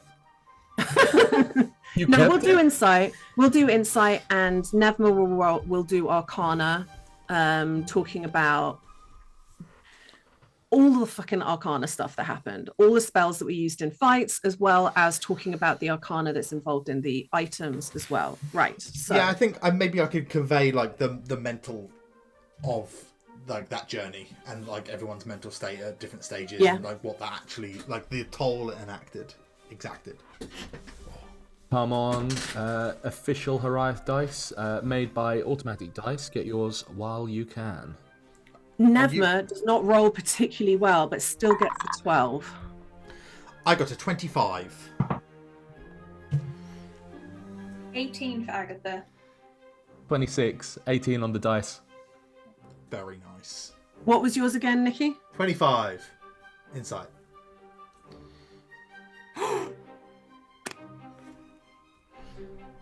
Did we not win? I'm going to tell you this. You had to beat a 20 average in order to beat the people who foiled the Khotan assassins. Got on that one. I just did the average, added everything together, divided it by 4 to see what you guys got. 0.25. 0.25. Jesus. We're decimal pointing this bitch. I was fully ready for you guys not really to win this because for a bunch of reasons, but also Sunny's been very careful to keep the relics away from the school for bigger reasons than the Golden Griffin Cup, and so that does not actually give you the edge particularly, but you have won the Golden Griffin Cup, and I think it's especially mostly down to the kind of pomp and ceremony around the presentation, but also this sort of heartfelt speech about your patron and the story that is involved in that. And I mean, an 18 is extremely good. It's just a really good group effort. Nevma feels like she let the team down a little bit, but she started to work before everyone else did. But you guys are the winners of the year 104 Golden Griffin Cup. I need to be surprised. I realize it's rude, but I honestly didn't think you were going to win it. Listen, Hariath lost a family but gained a cup, so you're gonna use it like a commemorative cup. You're gonna actually drink out of this fucking thing. I really thought this was going to be the opposite way around. I thought Sunny might win the race. Honestly, yeah. What on that one, eh? Incredible. Congratulations. Oh, thank God, we don't have to be mentors. You don't have to be Christ. mentors. Can you get imagine? your own rooms in the second year. Oh, does that mean we get our own ones? Yeah, you get Like us. separate ones. Yes, yeah. You'll be next to each other, but you have your own suites. Yeah. We don't have to split off in twos. So we don't get like our own little dorm. So we're all. You don't get to be mentors. You don't get first years to look after, unless there are, for example, I mean, there's always situations like second year still might drop out in the second year, and you could volunteer to do it always. But I meant the four of us were in a little dorm together. No, you're just rooms and kind of on. Better than being split off into two sets of two. Yeah, for sure. A couple of other things. Let's start slinging some stuff around. Yeah. The announcement of the scholarship goes to somebody that you don't actually know very well, but is a young dragonborn called Bryn, who has been doing some pretty interesting work in their field. You find out that Hazes will, of course, be coming back next year because though she got this year free, she actually didn't need to. She's got family money. Mal got funding from a private sponsor, as did Prime, Udon, and Corner, but they're all being extremely shady about who they are and why. But they're like, they got fucking secrets about how they managed to get funded for their second year. Okay. They found the answer too. Agatha, tell me some things, because you had a list, didn't you? I did, but my list was things like work on the Golden Griffin Cup presentation. One of the things was, I think she probably gave it to Sunny before now, but she was working on getting a map or like a blueprint of the clinic. Yeah, blueprint of the clinic. Beautiful. Made. So she presents that to him when it's going to go on his wall in his private dorm next term. Yeah. I think you probably got somebody in Solaire, didn't you? Like some local person to do that. Yeah. Whereas the other portrait got done in Rampiley. There's lots of continued like practicing the warding stuff, continued work on the spells she's doing with Kai. Can you roll Arcana for that? Just to see how far along you're getting, because that's complicated. It's going to take time to build a spell from scratch, and it's really hard now. Kai just wants to talk about his next playwright, and it's okay, but this, that's good. That's a 24. Yeah, he gets 26 as well. You think you've gone in, like it's kind of complicated, but you've pulled a bunch of those other locate spells apart and you've worked out all like the components.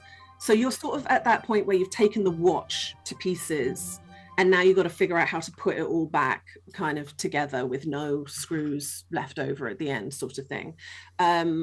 Amazing. It will be a while. I mean, what it does is it really tells you that it's going to be a little while for you to get this spell together. But you are in a great position right now to do that. It's just a nice little project, I think, for them. At this point, it's like not even worrying about like the fact that we're trying to look for a serial killer. It's more like, ooh, this is cool. Ooh, yeah. And then I wrote, it's a bit cheeky, but I think it's the kind of person Agatha is. She says she's going to therapy because she did plan on going, but with everything that's happened, she just loses time with that, and instead sneakily has like found a way to start doing like extra what they called like culture study lessons and like etiquette lessons, because all of the stuff with her family, and like it wasn't just her having to she's in different circles now, completely different circles, and not that she thinks she's like letting anyone down, especially like she doesn't think she's letting Kai down, but she doesn't want to be like an embarrassment in those situations. So she's like, I'm going to therapy, but actually just going to. Very interesting. I'm going to make a note of that. But you find a tutor who's in the first form to help you out, essentially, and it will certainly greatly aid you. Yeah. Beautiful. It's not that she won't do therapy in the future. She will. She feels like one of those people that is like, yeah. When I've got time. Yeah. When I've got time. One of those people. Sure. Yeah, one of those fictional people. Time. One of those fictional people none that of couldn't us. possibly None of exist. us. No. Not me. Yeah, I think that's my list from last week. Yeah, and it's like getting to winter now, isn't it? Then one thing she does, it's a completely random day. One day she just asks Horiath randomly to be like, give me a number. Give you a number? Yeah. Like between less than 30. Okay, 7. All right, cool. And she like goes off, and then later on the, I don't know, the 7th of goodness, I haven't got the thing up now. I think I know what you're doing. Maybe not. The 7th of Themisto, shall we say? Agatha arranges a surprise birthday party at It's like he's an the adopted vampire dog. place. What? It's like when you adopt a dog, you give them a date because you don't. Yeah, know. well, At the vampire place? it's his favourite place. He goes all the time. She's gone there early and gone. I know he does it all the time, but like this one is actually his birthday.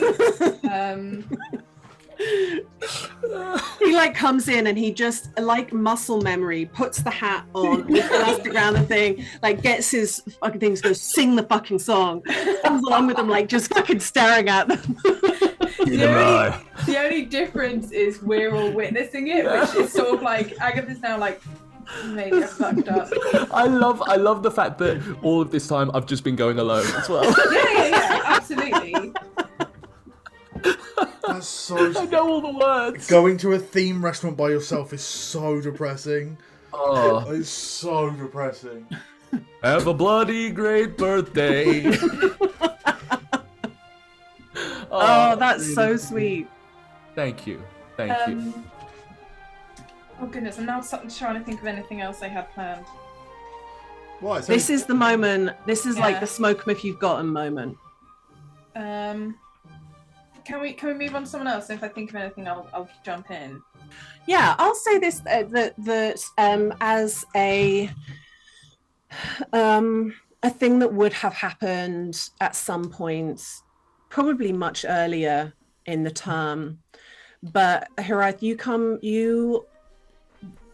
discover Hazes isn't really talking to you, but you do know that Hazes has got a new partner. A very, very cool necromancer called Quinn, and they are very like very much enjoying each other's company, always kind of arm in arm. I don't know how Roth feels like that, but Hazes has in your absence while you were away found somebody new to spend time. Good. I mean, one of my things was that I was gonna send the picture over, just with a note saying, Hot dog. yeah. No, I think it's saying like, I want you to know that you were never not good enough.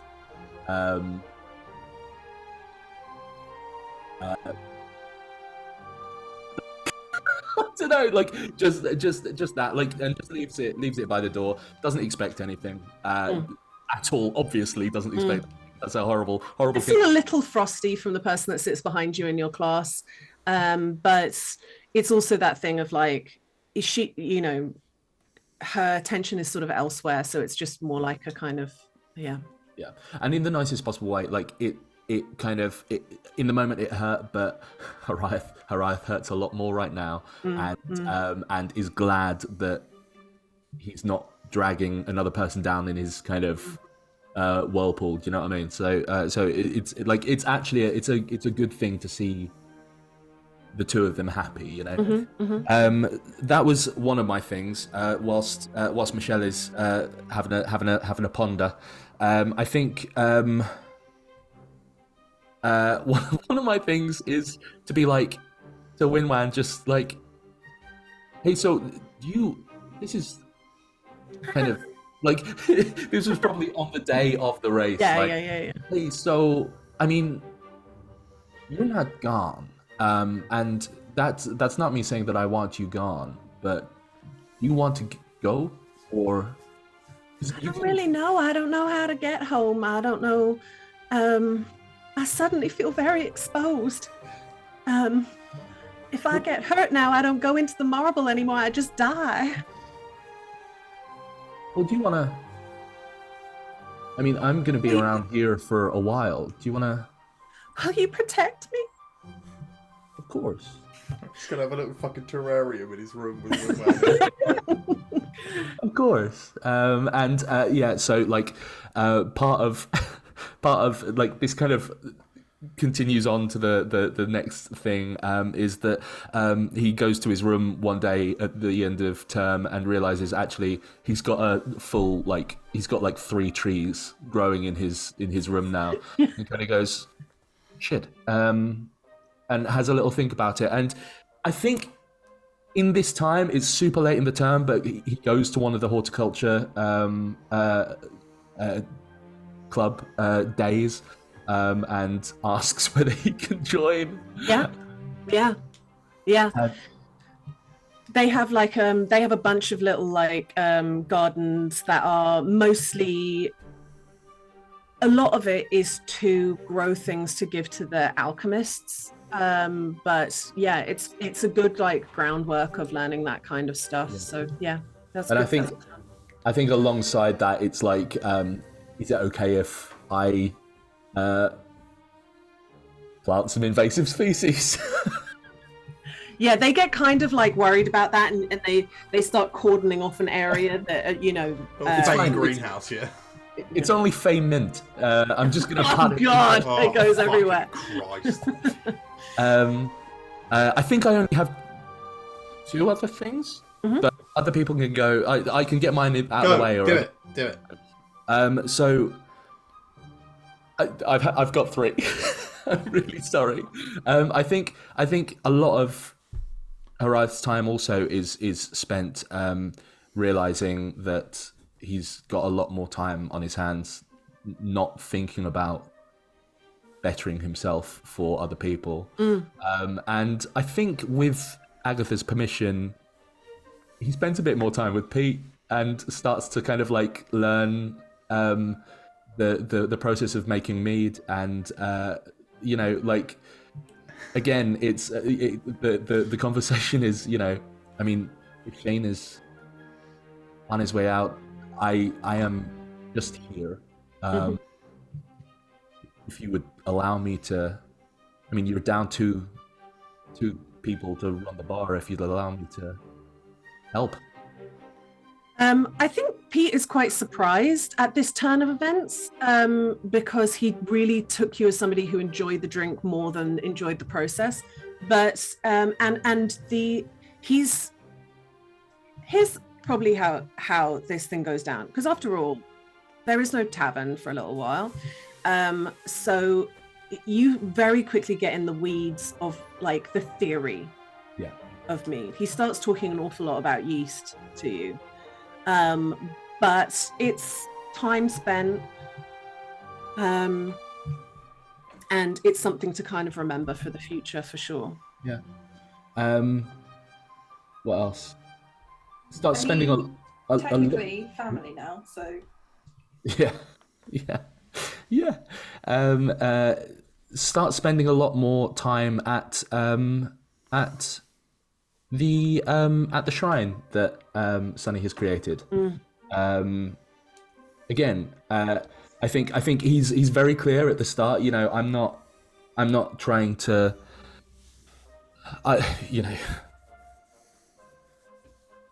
I'm trying to find myself again.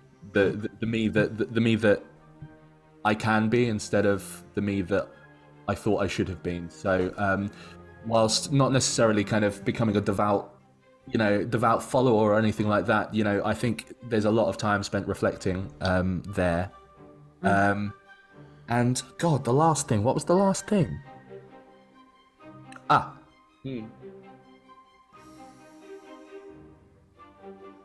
The last thing's not important. Okay. All right. We can always drop things in Discord later. Yeah. Michelle, do you have anything else, or are you happy? yeah, I don't think so. Yeah. She just tries to start that gang with Pluto and Nevna. Pluto's probably not into it. Nope. Just Nevna and Agatha. They're like, Let's face it, it was always a gang of two, right Yeah. from the start. It was always just you two with some fucking dorky handshake, yeah, like doing this with your sleeves.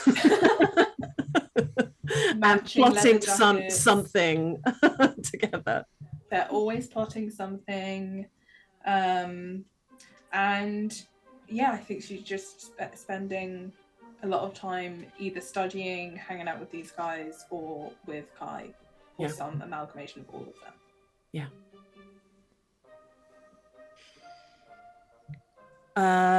Last call for Sunny. Tom, anything? This is my cheeky bit that 100% therapy, 100% therapy. I completely forgot about that, but absolutely fucking so much therapy. But also, I absolutely strong arm Kai to put me in his play. And on one of the nights we finish, and Hariath was about as kind of mediocre as he was the last time as well. And the crowd is kind of relatively quiet. Wait, you don't get to say that narrative. Roll me a performance check. I think that if you get cast in this, because he's helped you out, you'd get cast in the Chris Evans wearing a sweater and Knives Out section, part. That was actually a 21. It was a 13. You do well. And you just hear a single clap from the audience as a red tiefling stands up. Brava! Brava! Oh God, Maverick is Mav's there. Beautiful. Yeah, I think that Mav would probably really like that play. Cool.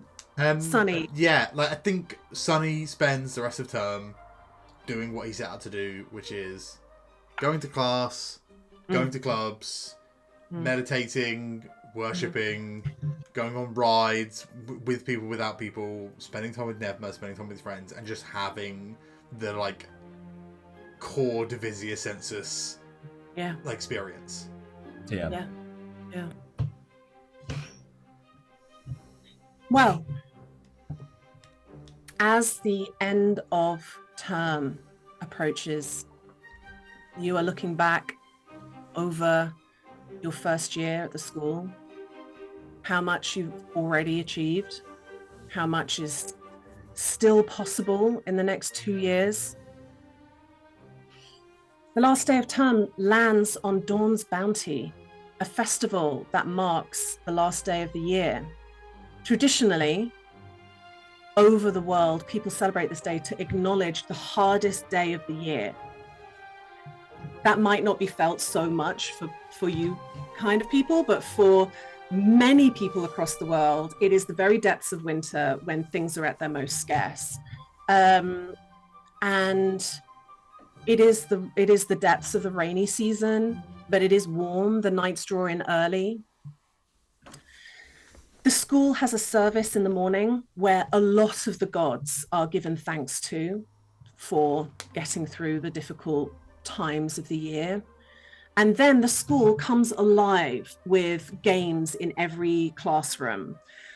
You can win things in these games like school supplies and components. Sometimes people gamble away things like cloister spots that they might have already been assigned and are better than, have better views than other people's. Some students sell off things that they made in enchantment club and the like. And also masters mill about with everybody and even participate in games and hijinks that are sort of light ribbing, like pie throwing competitions at staff members, all for local charitable causes. There is a feast in the afternoon where there is a hired band that traditionally gets a lot of flack from the bards of the school.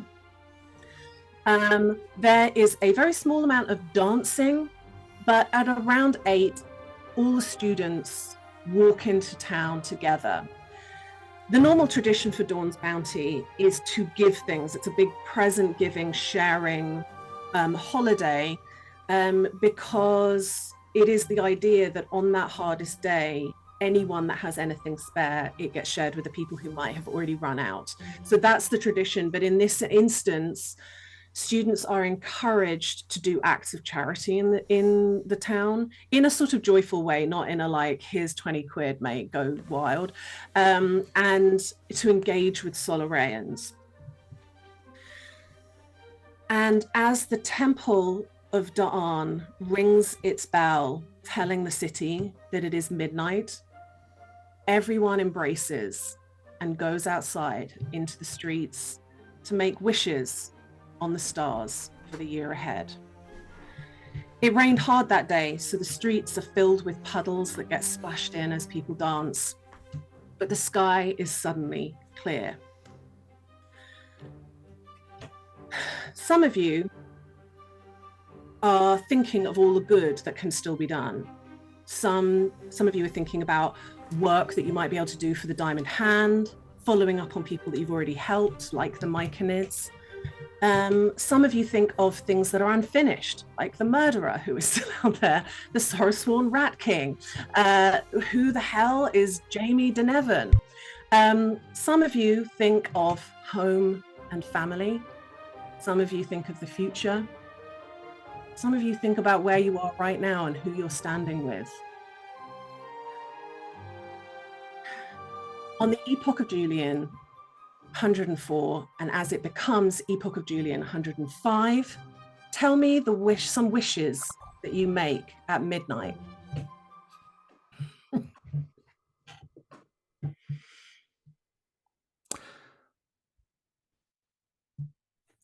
I'm just going to sit here and try not to cry for a second.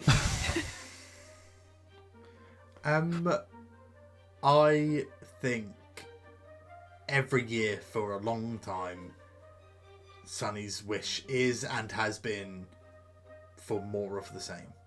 I think Sunny lives a very blessed life, and I think his wish is more, thanks, I'll have another. Is a kind of, that was lovely, I'll go again. This year, more than most, Sunny has seen other people's circumstance up close and personal, and feels all the more thankful for it. That was incredible.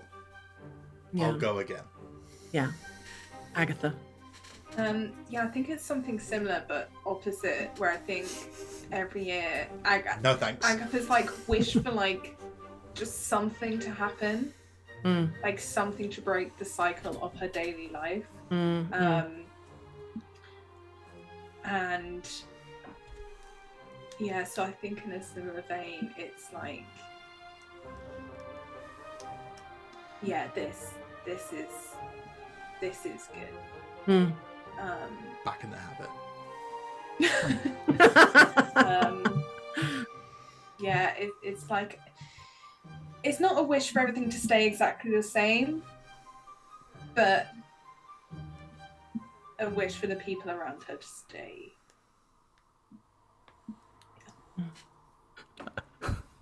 It's so weird because I was about to say exactly that. I think Hariath looks at his friends and wishes for